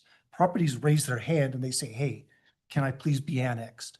And then there's some consideration, there's discussions, there's legal agreements that are drawn up, and the annexation happens. In this case, these two guys, anyone else developing this property or any other property, could absolutely raise their hand and say, we really need to be annexed. We want to be annexed. We want to become part of the community, you know, for the benefits that being part of Glenwood Springs would provide. And we would say, hey, great, we can get you on the ballot in 120 days. And we'll let the people decide. And I guess let's hope for 51% approval of the annexation. What are those people going to do? They're going to say, smell you later, right? They're going to go on to the next opportunity, because no developer in the world, very few developers have the ability to call a 120, 180 day timeout just to see if they're able to go to the next step in the process.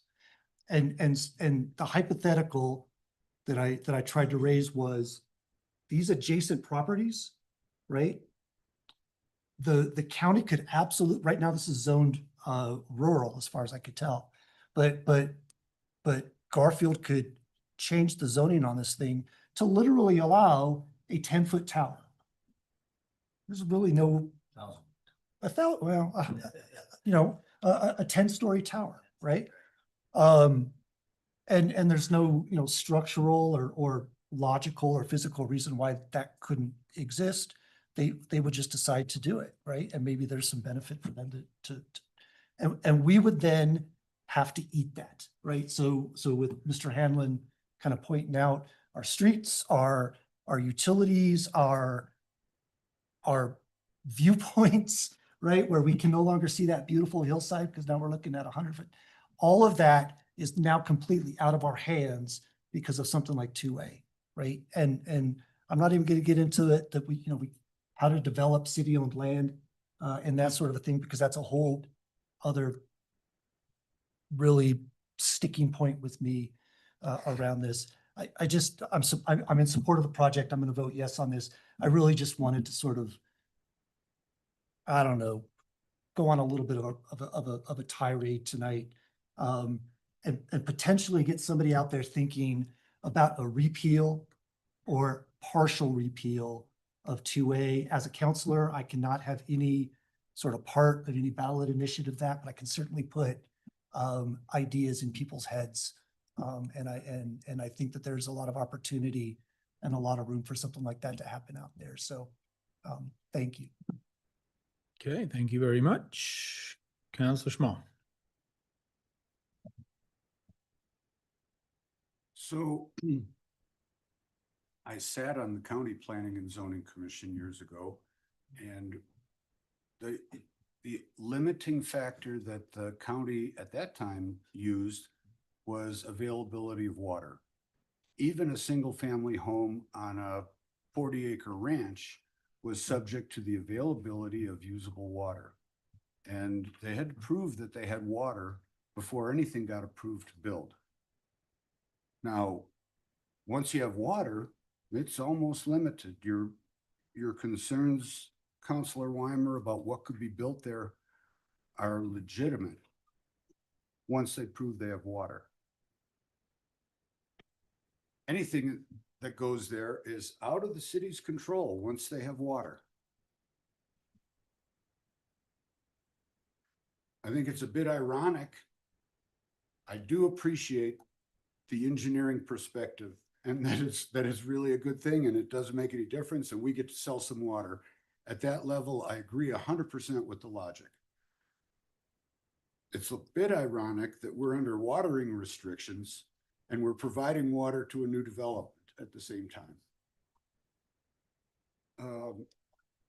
And as much as I believe the proposers of what they're trying to build tonight, I believe that it is in their heart. I believe they'll try to do a good thing. But if it doesn't work financially for them, they're going to say, yeah, we're out of here. We'll sell this to somebody else who has a completely different idea. And we have no control over that. They've got the water. The county will give them whatever the water will support. This is setting a precedent for other developments in similarly adjacent properties. That is a bad precedent because we're giving up control again. The process for annexation is a standard process throughout the country based on the legal code when home rule cities were set up, when all of the process for land use regulation was established, and it was for a reason. And we're just, because we're so angry that somebody limited our ability to do something in the past, we're just gonna tear loose and ignore the will of the people who passed that ballot measure. I do not agree with that process. Councilor Townsley. Two things, a couple things actually. So one, this is, as we've been reminded, this is about selling water. So when Councilor Smith brought up some questions about, I'd like to know a little bit more about what's happening, who these people are, he was told those questions aren't really appropriate. And then I've heard from 4 counselors that we're getting all these things. And I'm like, well, how do we know what we're getting? Because we have not been able to ask any questions. The project's as it stands. I mean, you know, if it is exactly what you wanted, I would say, let's get you in the city. This sounds great. This is exactly what we're looking for. I don't know who you are. I don't know anything about your backgrounds. I really don't know anything about your project because we were told not to ask about your project. So I think the argument that we know we're getting all these things is not legitimate because we don't know what we're getting. We don't know if they're going to be owner occupied. We have no idea about price points. We're like, well, these are going to be attainable. Attainable's like adjacent, you know, it's like, it's got 1,000 meanings. I don't know any of that stuff. I think the proper way to do it, because the voters have given us some guidance as to how they want things done, would be to say, is there a way that we can legally annex this and encourage that process to happen? And if they want to be part of Glenwood, then let's make them part of Glenwood, open them with welcome arms, see what we can do, because this is the sort of thing that we're looking for. But until that happens, I don't think I can support it as is, because we don't know.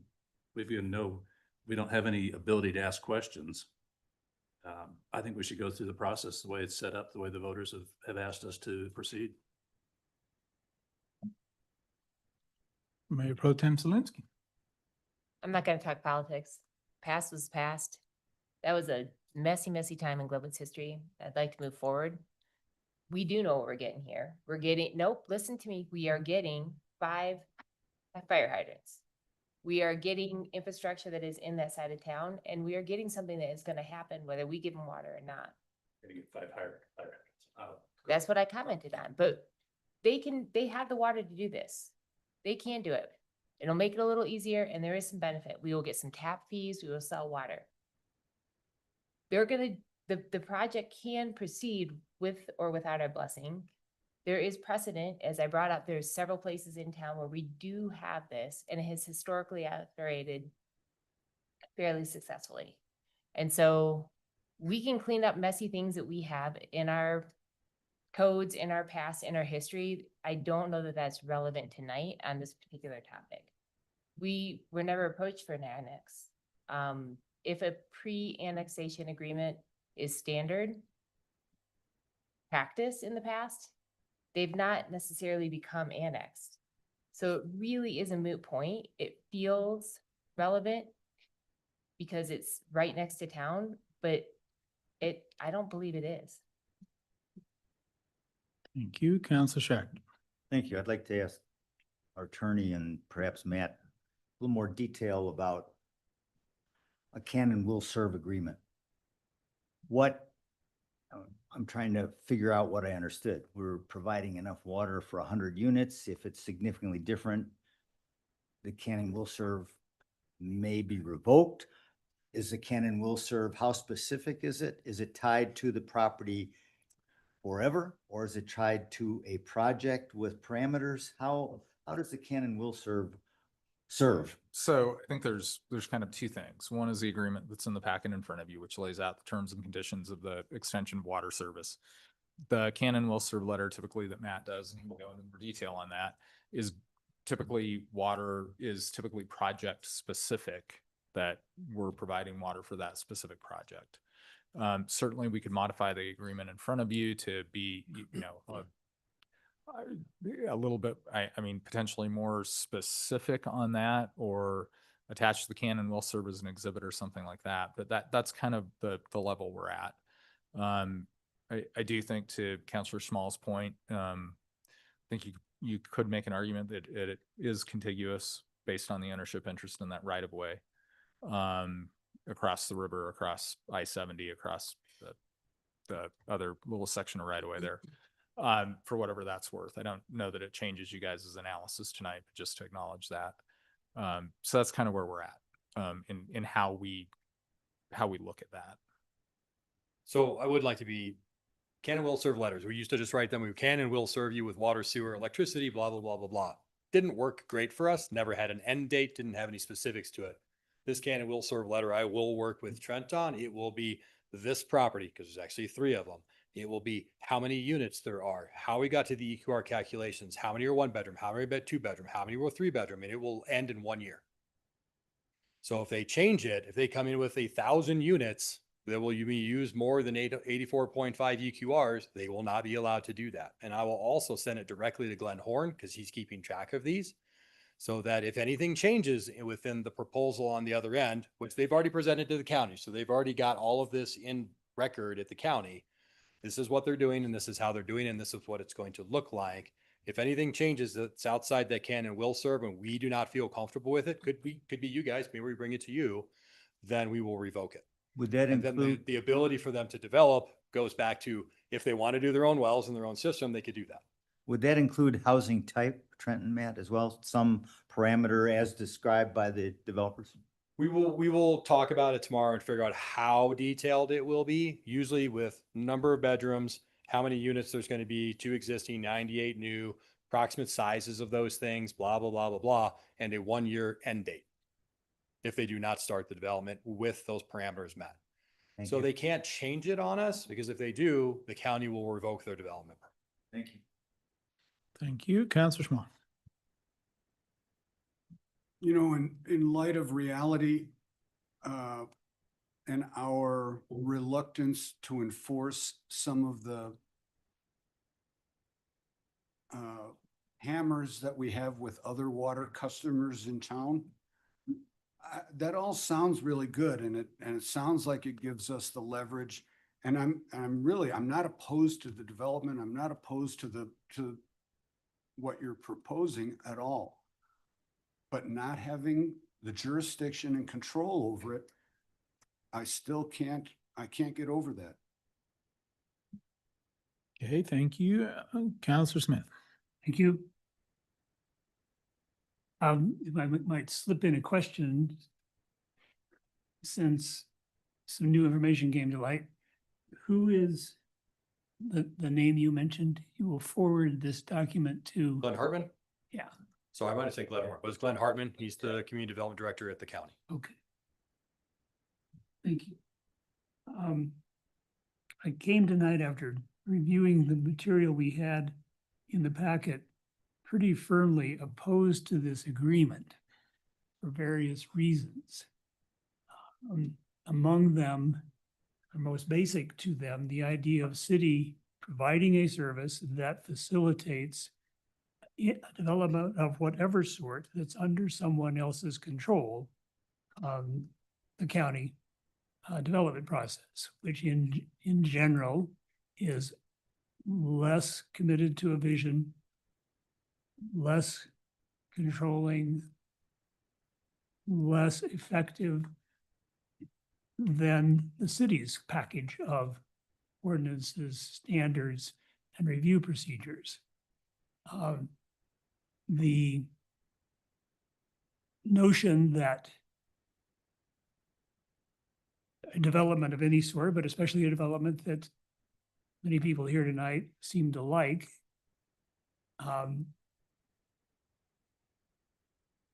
would come for services without becoming part of the town that provides the services, struck me as odd. It seems to be a perfect opportunity sorting out the mechanics of how you can annex or can't annex it for an annexation to become part of the city, to live under the standards and the guidances and the ordinances that this proposed development ostensibly complies with, and become part of the same team to fulfill that vision and follow those. I have been listening to the presentations from staff, and the very short presentation we were allowed to hear from the developer, with an eye toward changing my attitude and an edging toward changing my attitude, and then supplemented that with questions that I was hoping to bring me to a more positive view of this project, stifled as I was in trying to seek that information to help me see my way to support it. The ramification, in between there, I was beaming inside at Councilor Mitchell's presentation because among the complications in that idealized equation, you want to be part of our town, you've got a project that our town likes, come be part of our town, is complicated by ballot measure A, which has has an array of misguided or at least unenvisioned complications for the way communities work. It is a bad proposal. Among them, the complication of helping a good project become a part of the community is high on the list. It is a measure that, with no doubt very good intentions, puts us into a pickle just like this. In that pickle, I'm trying to look for a way to make some pickle aid out of it. And there's some compelling presentations that suggest this may be a way to accomplish in practice and in physical reality what we want to do, even though we can't get them to be physically part of our city limits. I still like the notion of a pre-annexation agreement, as old-fashioned as that may sound in the current legal context, to continue to add planks to that bridge between these creative developers and this creative town. I would like to see something more than we're getting some good infrastructure out of the deal as something, more of a commitment to this community as part of the package.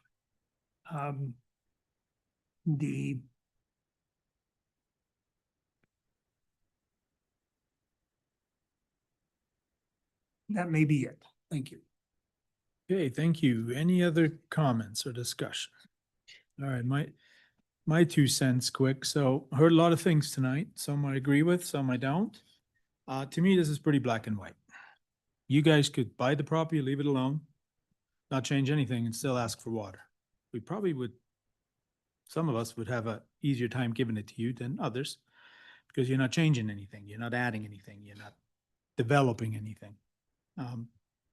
So to me, this is a simple back and forth of, should we let them use our water or not? Because like we said before, you could do this without us if you choose to, but if we can make money on it in the future, why wouldn't we help? So given the fact that we have helped before, and given the fact that this might be a little clouded on how would we annex it, I'm not sure all this matters. At this point, we're simply helping them with water. And that's what's in front of me tonight. I don't care what it looks like. If you built a 100-story tower, 10, whatever, do whatever you want. This is not my purview. This is not my thing. I have no control over those areas outside of the city. And we will never have control over those areas. Whatever comes along and will be built. You were kind enough to show us what you're doing. It's a great project. I welcome that there, but that's not what I'm basing my decision on. My decision is, as the city of Glenwood Springs, like Matt said, we're here to help. The state would want us to help. We're close, we're helping. Therefore, I will 100% support this. And with that, I will call the question.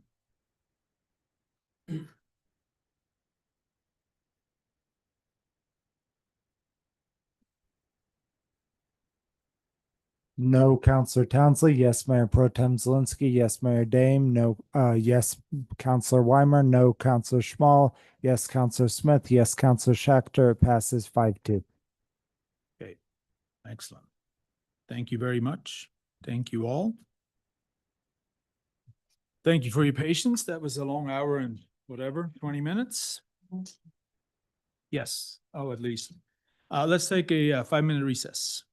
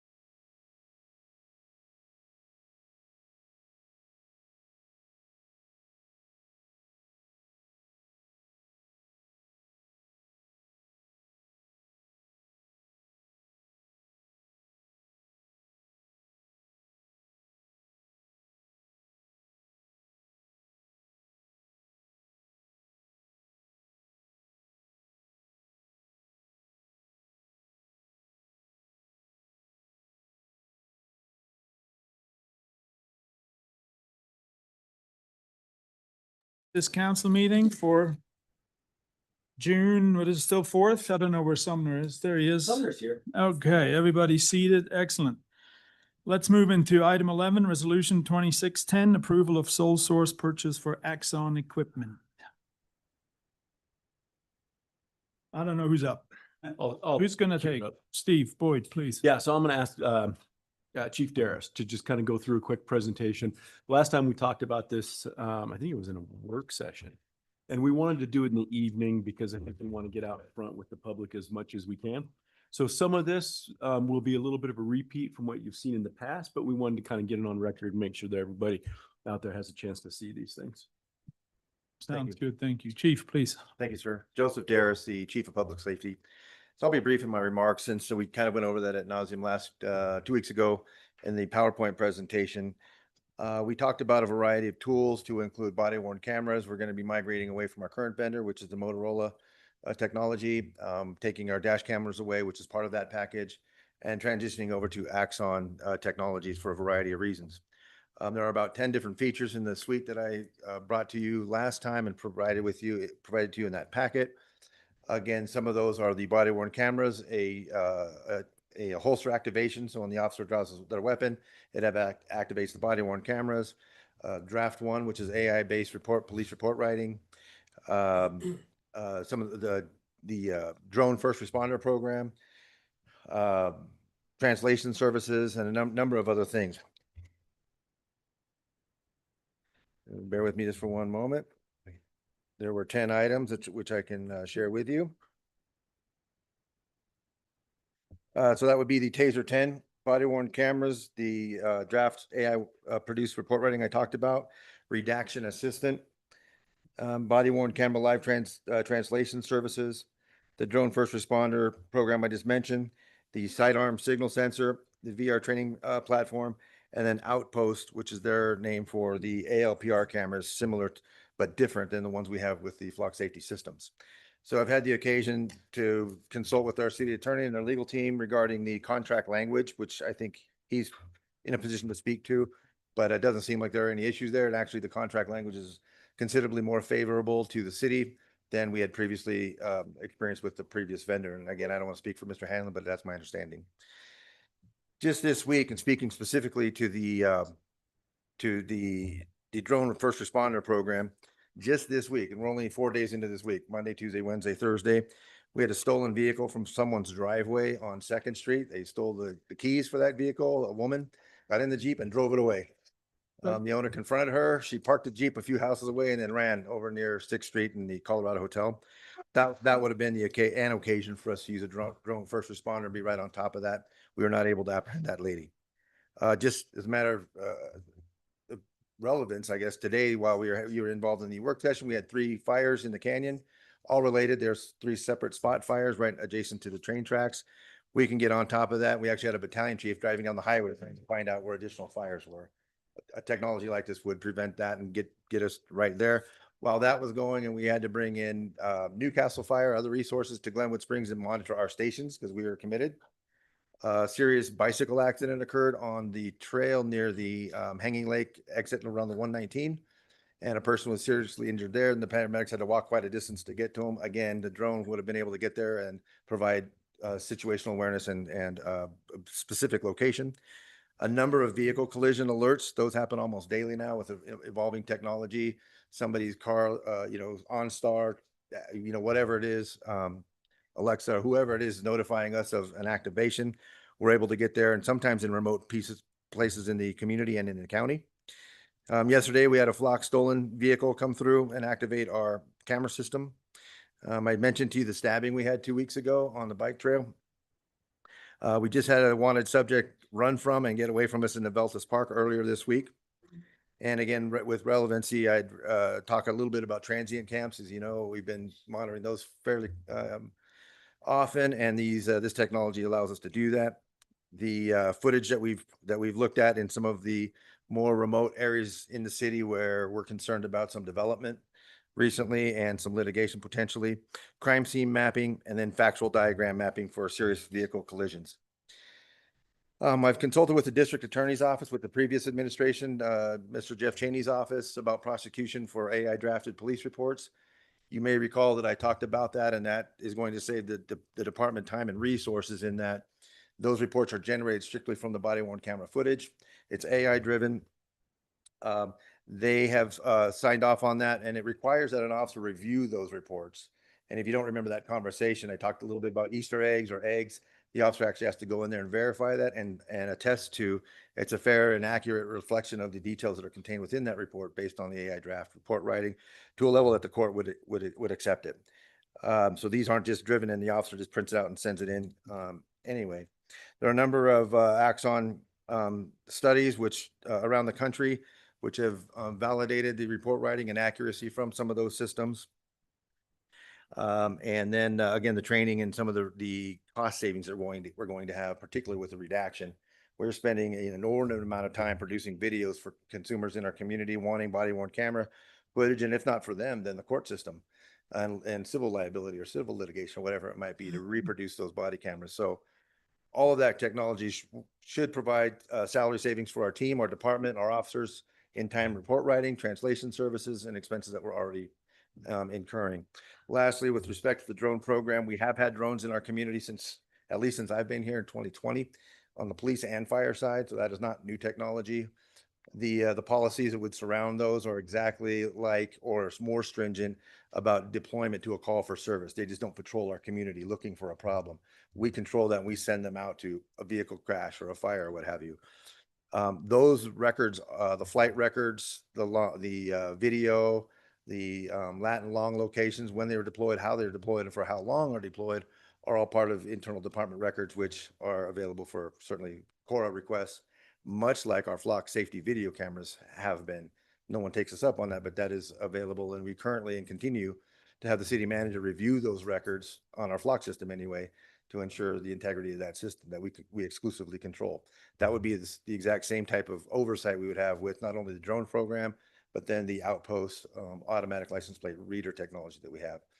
If you have questions about how they or when they or if they sell that information or share that data on the outpost cameras, that is exclusively controlled through the contract language, which I would again defer to Mr. Hanlon to speak to specifically.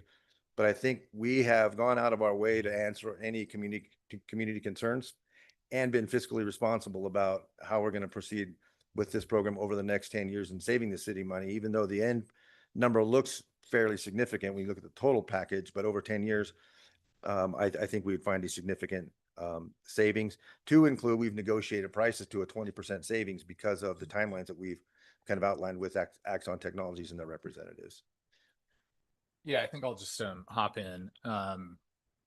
Couple of things. One is that the outpost ALPRs are going to replace all the flock cameras, right? So flock will be phased out.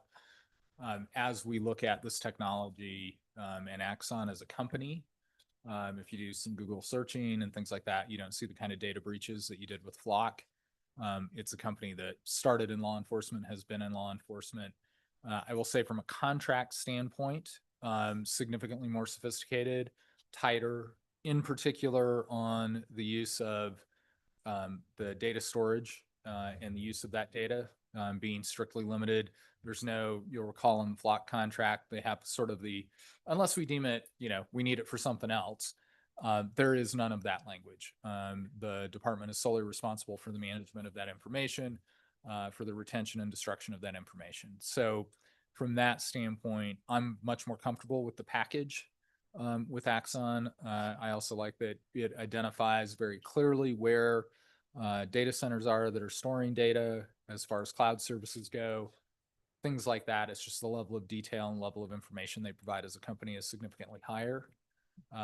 It also, I think one of the things that I really do like about the contracts is that it affirmatively asks departments to maintain policies around the use of their technology, which we have in place currently. Some of that will need to be expanded a little bit because there's a couple of things that are being added, including the AI report writing and things like that we'll be updating. I'm sure the chief is already working on updating the SOPs around that and department policies. So anyway, as a package, the flock contract was about 5 pages. This one's about 40. There is an addendum for each one of those 10 different items that specifically identifies the technology and its use. And so from that standpoint, it just, in general, all of this is, kind of on a different level from my standpoint. I do want to see, and in the resolution we had, I think I included language about final review by the manager and the attorney, just because as we, hone this in and finish it off, I just want to make sure that Steve and I go through everything one more time before a signature is put on a contract. Okay. I would just add, Mr. Mayor, that I'm aware of there have been some studies or a few studies regarding AI reports concerning their accuracy, and I alluded to the district attorney's office accepting those reports. Those are currently in use by the Garfield County Sheriff's Office as a matter of standard practice. So they've been present in Garfield County for quite a while. I previously spoke last meeting about approximately 80 agencies in Colorado that are using Axon technologies. Going back to the validity and accuracy of these AI reports, I'd like to share that there have been formal double blindside studies with independent experts. These have indicated that draft narratives measured significantly better than officer-only narratives in terminology, coherence and similarity and completeness, neutrality and objectivity. Crucially, the evaluators in those reviews included district attorneys, field operations, command staff, and inclusion of scholars. The exact legal stakeholders, the citizens may be worried about us in our submission of accurate and fair reflections of the events as they are related to us. Further and moreover, we as police administrators have complete control over what types of reports we could allow. So something that's a little bit more critical or detailed, for example, a sexual assault or a homicide, we can actually control that so the officers actually have to do a manual report. But those are very complex. And so again, this is a tool that would really expedite the process in there. But we do have exclusive administrative rights over the submission of those police reports. With that, I'm happy to take any questions. Excellent. Thank you. Thank you very much. Back to council for questions to staff, and we'll start with Councillor Schachter. Hopefully a quick one, Chief. Yes, sir. You've educated us in terms of the array of technology that's going to make things safer, better. You mentioned VR and simulations. Is there a way for you to test the AI reporting in a simulated event that you can do in-house to review them yourselves to say, hey, these are working? Yes, there are. So as we speak, we have been given a number of test units, T&E, test and evaluation units from Axon Corporation. So we can run those through just a normal conversation or whatever, bring those out and then download them and verify the validity of those reports. So yes, we can do that. Thank you. Yes, sir. Thank you. Councillor Townsley, please. I think you answered this last week, but I just want to verify it. The flock, the LPRs are one of the things that I think a lot of community members are worried about. Yes, sir. Personally, I have no issue with them, but just in representing the town, you said that if there ever came a time when we decided as a council, as a city, that we did not want a part of that, we could take that piece out without affecting the rest of the contract. Is that still true? Yes, sir. So if the council, there's a specific language in there. If they are not funded, then that is one of our ways out of that contract, or by judicial order, some kind of change in Colorado state laws that would impact that. The city has off-ramps there. Perfect. Thank you. Thank you. Councillor Schmall. Chief, FAA requires drone operators to be licensed, right? Is Yes, that sir. an issue? We have to train a bunch of drone operators for this new equipment? In short, no, sir.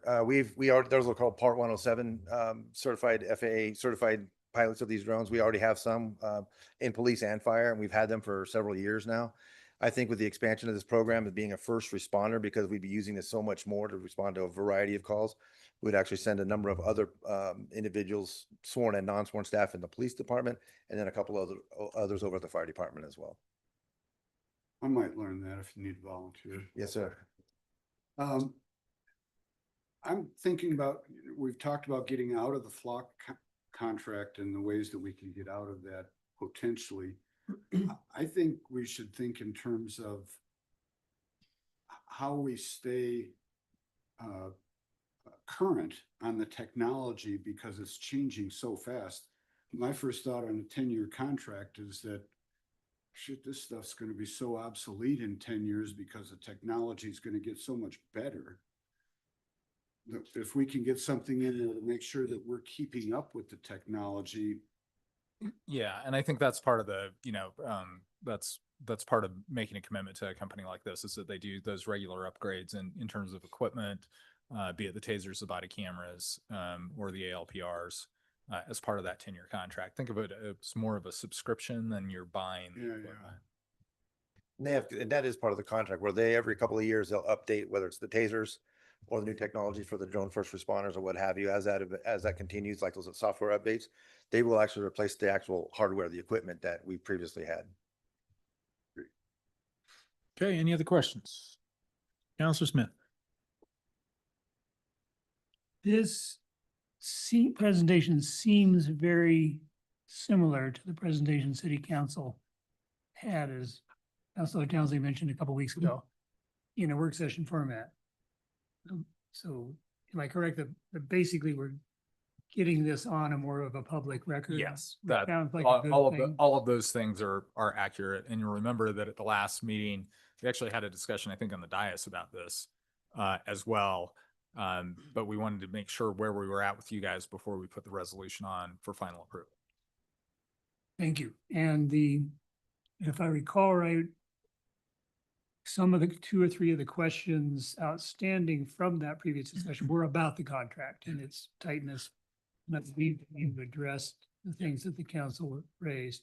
One new thing that you mentioned, it felt new to me, was that this company, I think the way you phrased it was request that the department have policies to guide uses of the equipment. Yeah, I mean, the contracts just acknowledge that the department is, as part of their contractual obligations, has policies in place for the use of either the technology or the equipment. I think where that's going is from Axon's perspective, they want to make sure that they're not taking control of how you use their technology, right? So if you want to have a particular policy in place around the use of the AI report writing, or around, how long you retain ALPR data, that kind of thing, those are your decisions as a department to make. And you should have policies in place that control that.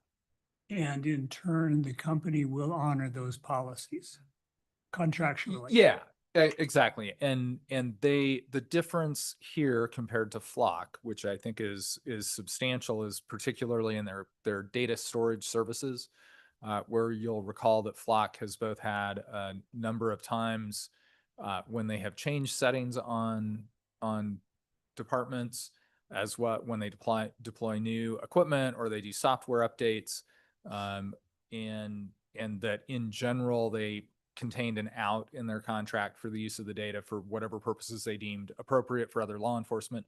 None of those things are in the Axon contracts. And so it's really incumbent on the department or the city to make the decision on, particularly data retention is the big one that we think about, right? How long do you keep that data from those license plate readers? How do you utilize? Some of it is pretty straightforward. The sensor equipment on the holsters, when you draw the weapon turning on your body cam, that's a pretty easy policy. When you pull your gun out, the light comes, it turns on, kind of thing, right? So that's a simple one. Some of the more complex ones, like I said, are the cloud storage. Thank you. I'd like to add to that, if I may, that even the courts take a look at department policies pretty closely. So when there's some kind of legal action that's brought forward to the court, they are the two-pronged approach that they looked at. Was it lawful? And secondly, did it comply with enforce police procedures and policies, which are of course publicly available. So these are not without scrutiny. The courts are certainly involved in that process as well. And then if I might add, if I can go back just very briefly to Mr. Small's question, when we have these upgrades, the technology refreshes automatically. It's like a software upgrade to your iPhone or something like that. That's kind of built into that technology as well.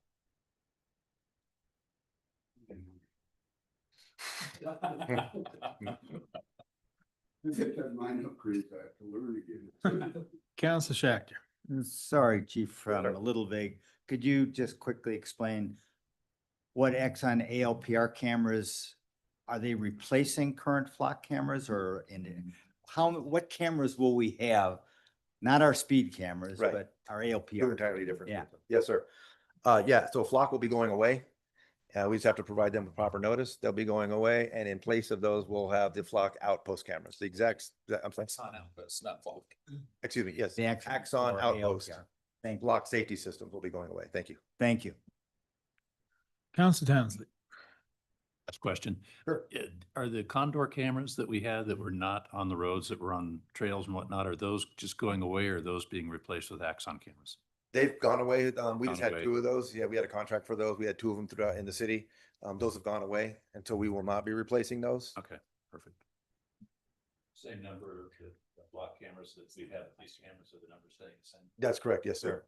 Yes, and so the city, we have our own network of cameras that we can use, like downtown near the restrooms or wherever. So those cameras kind of operate that same way, but they would replace, if we chose to, those condor cameras, but we've removed those a couple of months back. Thank you. Mayor Pro Tem Zelinski, please. I just have a question. Okay, so we've recently been getting, I've been getting, I think others have as well, a lot more inquiry and concern about some of the bicycle activity on our shared use paths, particularly a certain category of e-bike, or that.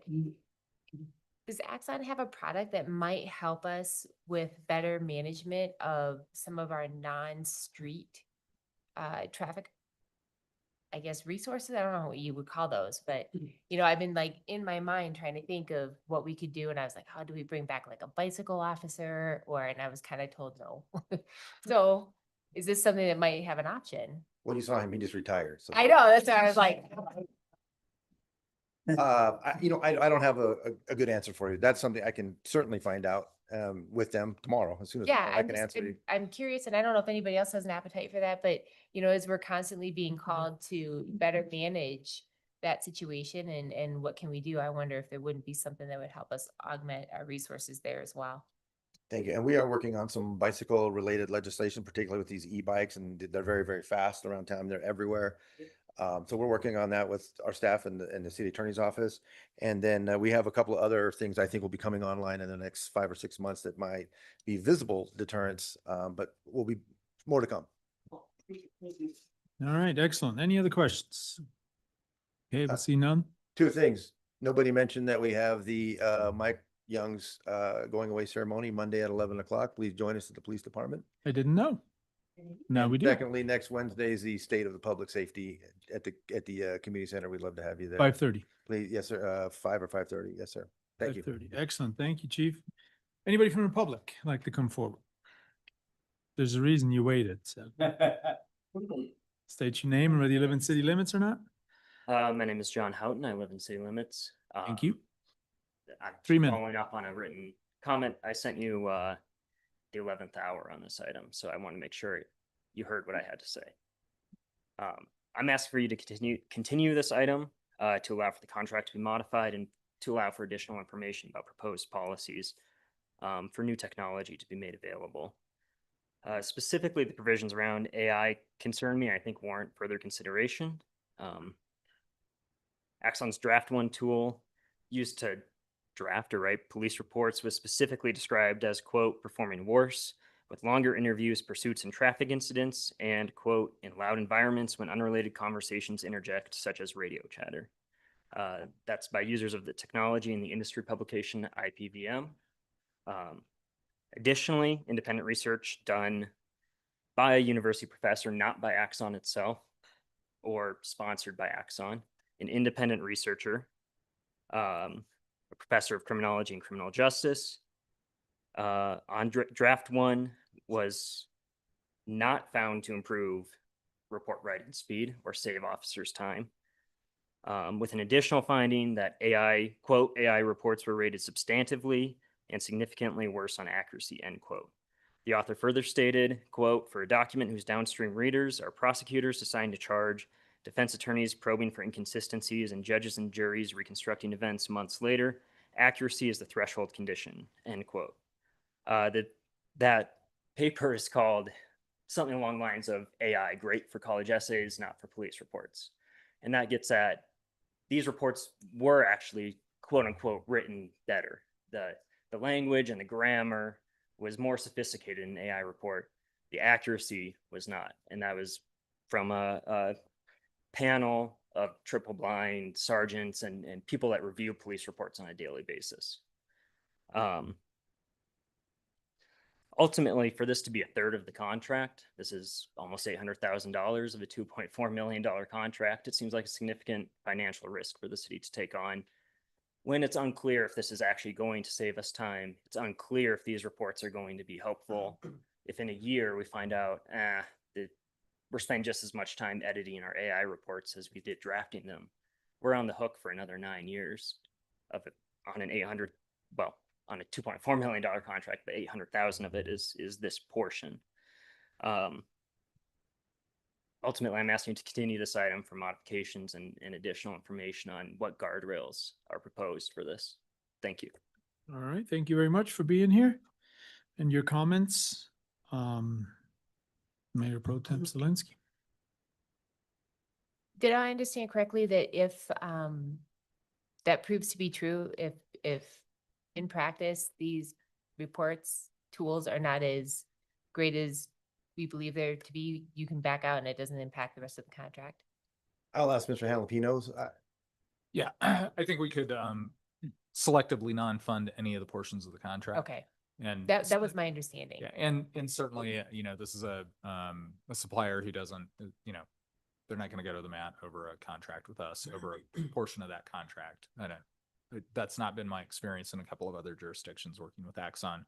Can't always predict outcomes, but I think it would be something we could pull back on if we found it not to be effective. I think it will be interesting to see what the chief's current use of that right now, to see how it's working, and what they feel like in actual deployment for kind of typical situations for them. And it may be that we discover it's not going to work for us even before our initial deployment towards the end of the year. Perfect. You know, and I would, to that point, I would add that, you know, this gentleman was referring to a study that was done. I'm referring to real life experiences here with the Garfield County Sheriff's Office and the 9th Judicial District's district attorneys and the 9th Judicial Bar Association, which represents the defense bar. And so to date, I'm unaware of any significant challenges with respect to accuracy, particularly with other noises and some of these other things that were mentioned. Okay, thank you. Just really quick, you guys did receive John's email? Your departments all have it? Okay, excellent.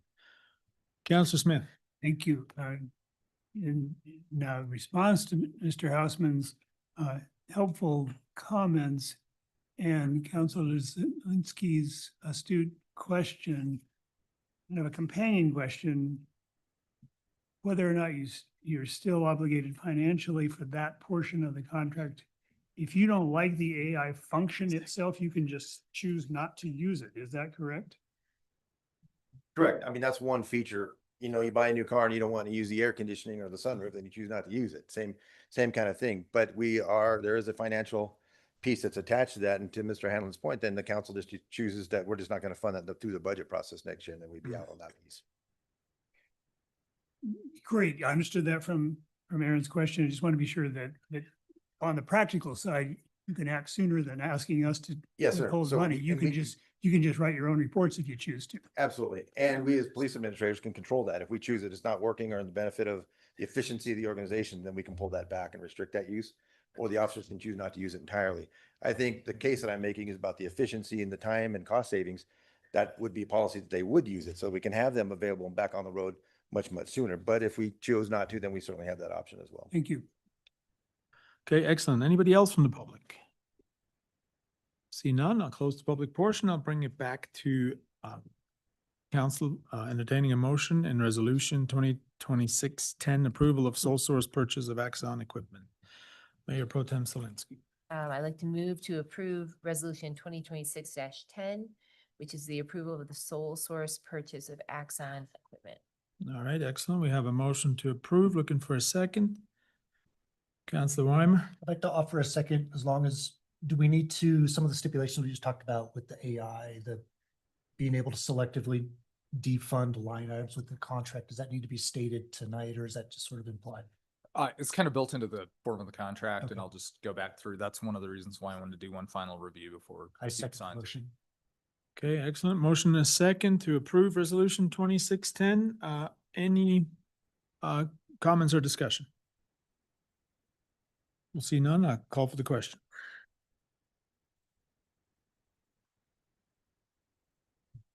It passes 7-0. Oh, It's okay. okay. Did you vote at all? Oh, God, sorry. I think we're gonna have to redo it. There we go. It's gone. I was like, wow. Let me call for the question again, that the motion is to approve. I need help? You got it? Okay, very good. We're Okay. missing a vote. Oh, there we go. It passes 7-0. Excellent. Thank you, Ryan. Thanks. Presentation. Thank you for being here. Thanks, John. Thanks, John. Moving on, council comments. Start with Councilor Smith. Thank you. Quite a few meetings ago, the council had a work session presentation from the Charter Review Commission or Committee. And they outlined some of their recommendations for actual charter changes or at least consideration or further discussion of some. And then more recently, we talked about that again, and I believe you were anticipating a package of at least some of those charter changes to come back for the council to consider. What's next on that? I thought we did that. I thought we had a conversation around it, and I don't know that we had any direction to move forward with any particular one. Now, there was some discussion about potentially with the next municipal election, which in my world is like forever away. I thought it was all about the housekeeping items. And Yeah, and I was saying, but I think we were talking about doing that on the regular municipal election next spring, not this November. So like. Oh, I think so you're my right. Question is about timing. Probably sometime we start really looking at what those are. Ryan and I probably after we get through most of the end of the year stuff and a little bit like in January about what we might throw on an April ballot. Great, thank you. The council received yesterday or today a letter asking about or saying nice things about parent clearance of some renegade camping sites east of the train station and in No Name Curve. Was that indeed our doing? Was that police department doing, or do we know anything about that? I don't know if our police department was involved. It was our parks team that got the trash and stuff picked up out there. So the city did take that initiative. Great, thank you. And then finally, my thanks to the intrepid team that went to Washington these past few days in behalf of the city and pursuing an important policy priority for the city. Sounded like some pretty intense travel and some high-level meetings. So thanks to everybody who took the time to go do that trip.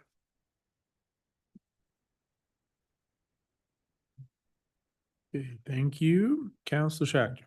Yeah, thank you, Mr. Mayor. I have two items that may gobble up a little bit of time because they're requests of council to see if there's, in one case, support to make a request to commissions. So based on my perceived need for some housing review, not necessarily our higher level policy items, I'd like to request of P&Z and our Housing Commission, which is our Workforce 2C Housing Commission. With respect to our comp plan and housing goals, please consider the pros and cons of these housing strategies. Prepare pros and cons and any recommendations to council, say within 60 or 90 days to give some latitude. Number one, short-term rental regs and limits as they apply to multifamily units under single ownership. Are there unintended consequences? I believe there's an unintended consequence in our code at this point, asking them to review that. Second, commercial linkage. Should some form of requirements be added to our development code or not? Third one, should our inclusionary housing requirements be changed? Do they currently reflect housing goals and need? Fourth one, we talked about it tonight. Should underground inside parking be required in some form or quantity for multifamily and or mixed use construction? If so, where and how many spots? And the fifth one, which Commissioner Smith has mentioned often, should for sale standards be applied to all our multifamily projects in the future, whether they are intended for rent or ownership. So those are 5 things that I think are important for us to be proactive rather than reactive about in our housing code. So I'm asking, I guess I need the support of at least 3 counselors to move forward with this through Trent. Yeah, I think we got a nod here, so. Very good. Thank you very much. Is that Trent, are you clear where we're, okay. pretty excellent. specific? Good. I have one more item that's related to something that came up tonight and based on Commissioner Zelinski's question to Steve Smith. I don't know if we're ready for it, but I'd like to put it out there regarding the ICE facility. And what I'm suggesting, let me see if I can get this back up. I'm sorry.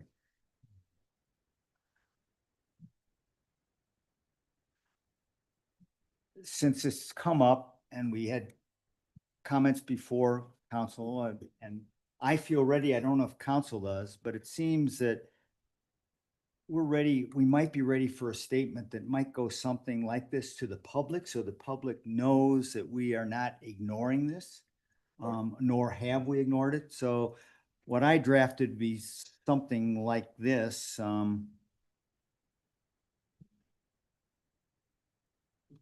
We, Glenwood City Council, are concerned and offended that a special use applicant, in this case GSA ICE, is in violation of the terms of the permit, found in violation duly revoked by jurisdictional process, seemingly can and will ignore municipal code and action with little or no recourse. We feel that human rights and reasonable comfort are jeopardized by the violation and continuation of the occupancy. Council has carefully considered the risk and likelihood of success if we were to sue the federal government seeking an injunction to shut down the operation of the ICE facility at 100 Midland Avenue. At this time, given the cost of litigation and that the law is not on our side, we feel it is not in the best interests of the city to pursue additional action at this time. That's a draft, but I feel we owe ourselves a final resolution, whether it's inconsistent with this or not, and we owe the public some acknowledgement. So I don't know if we're ready for that or not, but I wanted to put it out there for consideration. So you wanna bring this back, see if you can get support to get a resolution out of it and bring I it think so. straight away to the Let you guys dais and think all about that? it. If they want to modify it, we can, I can put this out. Yeah. What are we thinking, Stephen? Yeah, let me just clarify. When you say resolution, Well, you don't mean a resolution. I It's mean, just I mean resolution a to- comment, Okay. some kind of public statement, acknowledgement from council. And so one thing that we could do is issue a press release. If you guys would like to, I'll work with Bree on it. I mean, I like what you said there. We'll try to clean it up a little bit. I think the thing that we have to weigh that against is this might bring this back up into the public consciousness and bring it back up into meetings. I mean, I think Likely the other struggle you have here is if you're making a decision not to move forward on something or to move forward on something, you need to make that decision. And while you will potentially see 100 people in the room like we did at the Planning Commission, I think it's something you have to do at a regular meeting and noticed on the agenda. So the other option, and I don't know if it's right or wrong as our responsibility, do we ignore it and not do anything at this point and hope it goes away? Well, I but don't know. what we talked earlier with the comment from Ms. Haynes is about outside counsel. Let's get a second opinion. We value what you say, absolutely, but let's get a second opinion. And maybe we'll get the exact same answer Do we from want a CMS. Do we want a second opinion? I would start there. Okay. If it was me. I would start there and see if we can, and Steve said he would reach out Yeah. and see if we can get that. We can do that. And we really haven't ignored it. I mean, I think that council has been clear and our legal Yeah. counsel has been very clear about our position. I see that you want to Well, finally. we've been very clear about advice. We haven't affirmed our position, but so what we're looking for, what Councilor Zelinski asked for, when you mentioned, would there be an outside counsel who would amend or review the advice we've received? Is that? what we're Yeah, I looking mean, for? I guess from my standpoint, I would appreciate if you guys hired outside counsel to give you an opinion on your authority to regulate the federal government. I think that will be relatively quick because the law is very clear. Mhm. But I think you just need to find somebody to do that because I think the public, for a wide variety of reasons, wants to hear, and I don't know that that'll solve the problem, but I think you've done your due diligence. And I think that's appropriate to do, and to spend $1,000 on 4 hours of somebody's time to Like I said, maybe we'll start with that and. Start with that, Yeah. and then And we'll then see, we'll- then and we'll then see we'll if go the with the statement press is release. warranted. Thank you. Thank you. No, you That's all can't. I have. Thank you. We're gonna get stuck. Yeah, it's your turn now. All I was trying to say is, that's exactly what I was wanting, is that we would get that advice, get clear direction. I like your statement. At that time, the press release would be appropriate. I don't think that we need 100 people in the room. We're not taking a formal action. We don't need to take a formal action for a press release. And then we can like stay at our position and move forward. Sounds good. Opinion, and then next. Yes. Okay. Ding, ding. Ding, ding. Mic off. Mic off. Counselor Weimer. Good, thank you. Okay, Counselor Townsley. Quick question on that. You know, a lot of the letters that we get, I don't know how much facts in them, not facts in them, but people say, well, this is going on, that's going on. There's not this, there's not that. Does anybody have any information that we don't have? Has anybody been in the facility, or is this stuff all just made up? Are these factual, or is it in fact? I think that there is a lot of interpretation of the documents that are out there that are different for everybody. I think you have seen, you got a memo from me that listed everything that was related to this. Those are the facts that we have. You guys can go back and read the minutes from the Planning Commission meeting. I think Trent did a great job of explaining the factual history around it. And so that's the real information as we know it. There is, to my knowledge, nobody has any information that we haven't both provided publicly through Cora requests or haven't publicly stated in a meeting. There's no other information out there that I'm aware of. Thanks. Okay, Steve, is your comment related to this? Okay, Counselor Smith. Thank you. I appreciate Councilor Zelinski's initiative on this because it is a hanging out there, or at least to many people's perception, a sense of incompletion. I appreciate Councilor Schachter's drafting of a statement. I want to be sure about next steps. There was talk of bringing it back to a meeting for more thoughtful discussion. There was talk of issuing a news release. I would, Can I for one, clarify? suggest that we not do a news release until council has more formally done something. Yeah, I think the next steps are second legal opinion. Once council has that, then they'll move on to next steps, whatever they are. Great. And in that case, I would ask as part of that, either from our own attorney or from the second opinion, information a step beyond the likelihood of success of an injunction lawsuit, whatever, that we've already learned it's not likely to succeed. Kind of a so what next question. If it's important to make that effort, is it important to make that effort anyway? And could it backfire with a bad legal precedent that would harm other people? Can we pose those questions? Not necessarily tonight.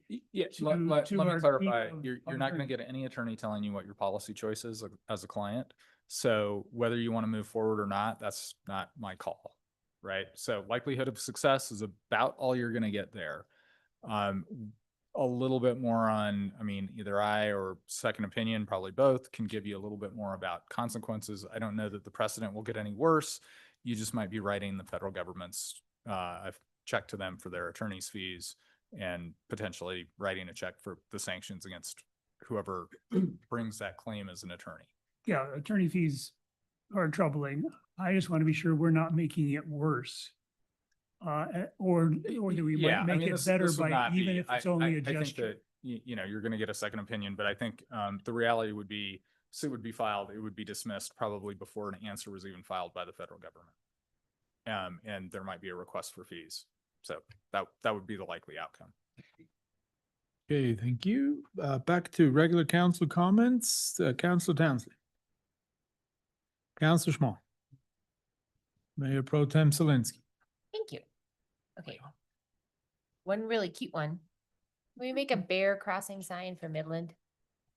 What did you say? A bear crossing sign for Midland, the portion between 27th Street and 8th Street, somewhere in the middle there, maybe close to where like the bridge is that goes to the high school.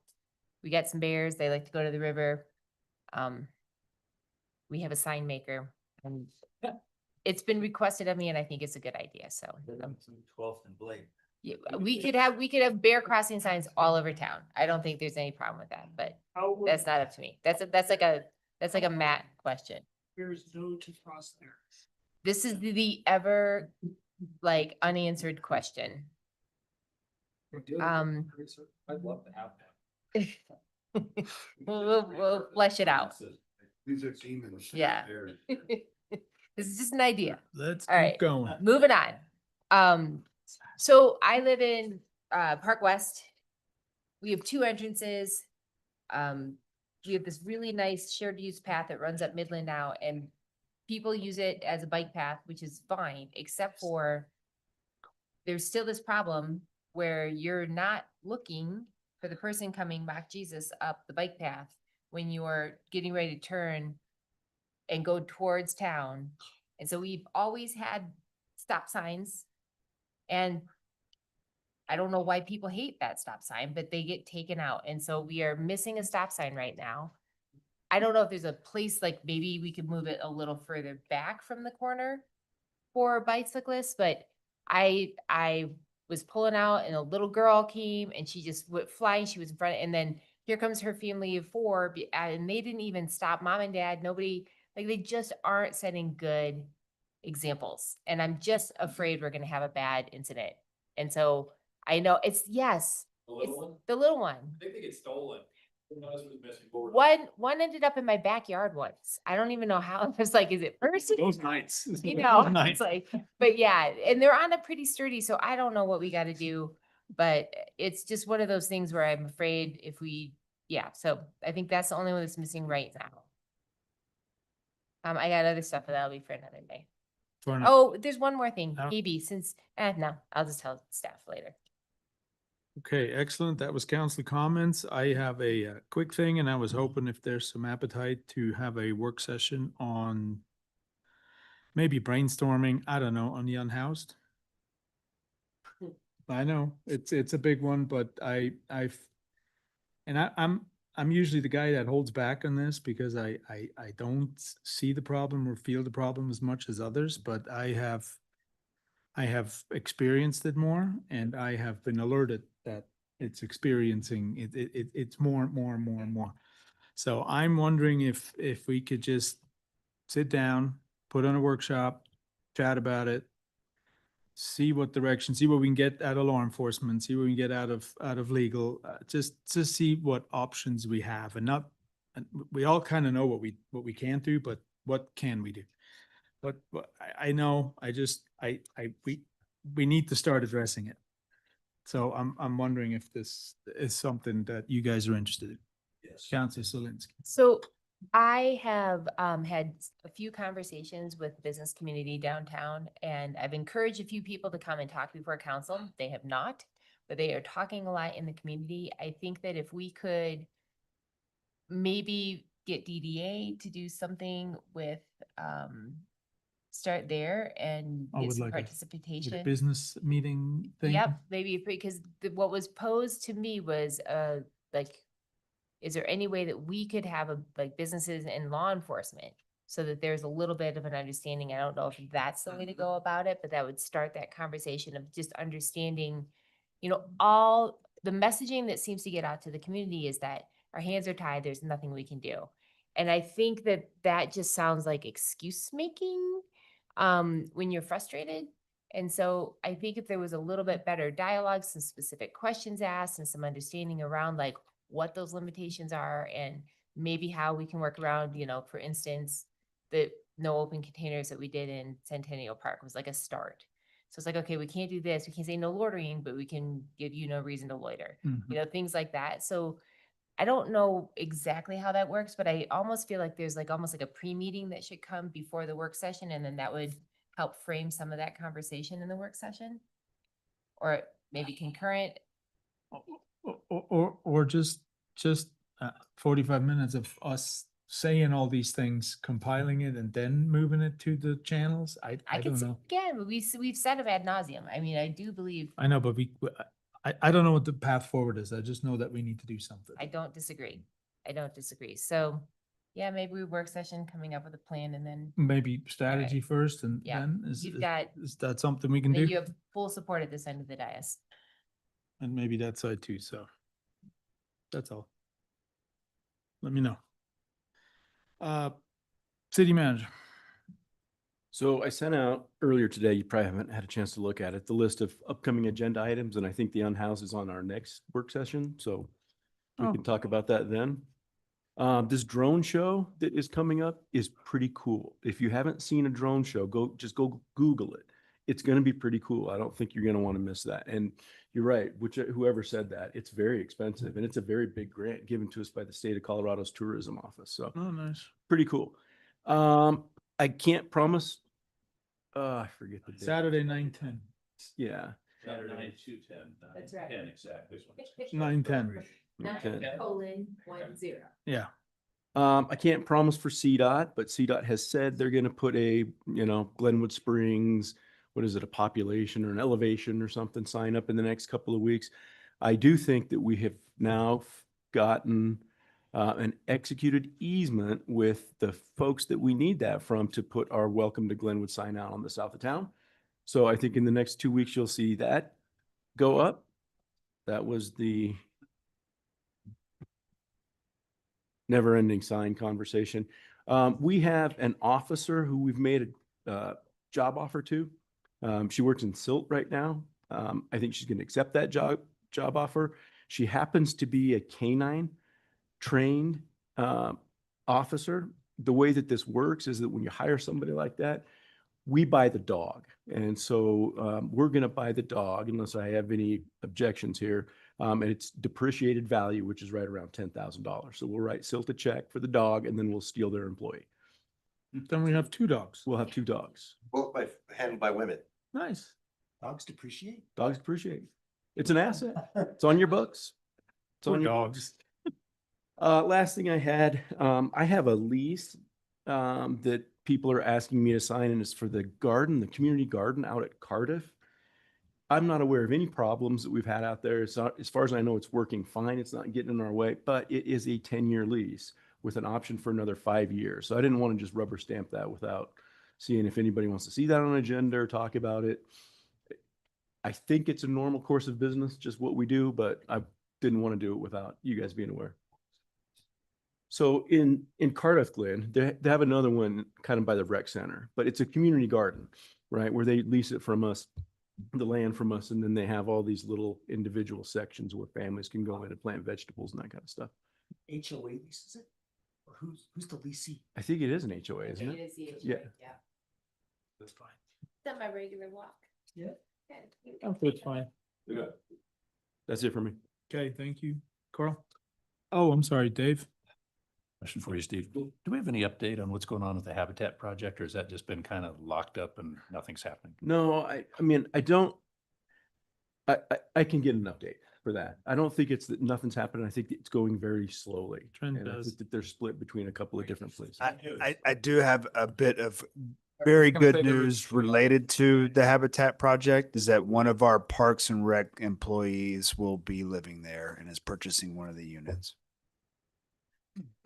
There was I'll pull it off my personal email and forward it to you, Dave. Or I can forward it to Top Council. They actually sent out an update today from Habitat Yeah, so on a number of those projects that was actually kind of helpful and interesting. So I can. I saw an update that they sent out and it's a fundraiser blowing smoke about how good they're doing. But they are, According to I mean, the it's the best timeline we've seen on The director, working. the gap on this project, you said, has been met. Yeah. And it's starting now, this month, they should have contractors over the next 2 months finishing and closing up the project. That was what Darla conveyed to me. Was, I read it to sound the same as what we were told last time. Okay, anything else, Carl? Or Nothing. anything? Yeah, Or anything no, at all? I got nothing. Okay. Any correspondence? Yeah. We included as an email from Judy Haynes regarding the ICE detention facility at 100 Midland. That's it. Okay, thank you. Social event announcement. Mayor Pro Tem Zelinski. I think we might go to docs. Sounds I know good. docs kind of mine. Sounds great. Entertaining a motion to adjourn. This concludes our meeting. I need the microphone, whoever wants to do it. Councilor Schachter. Move to adjourn. And a second, Mayor Pro Tem Zelinski, call for the question.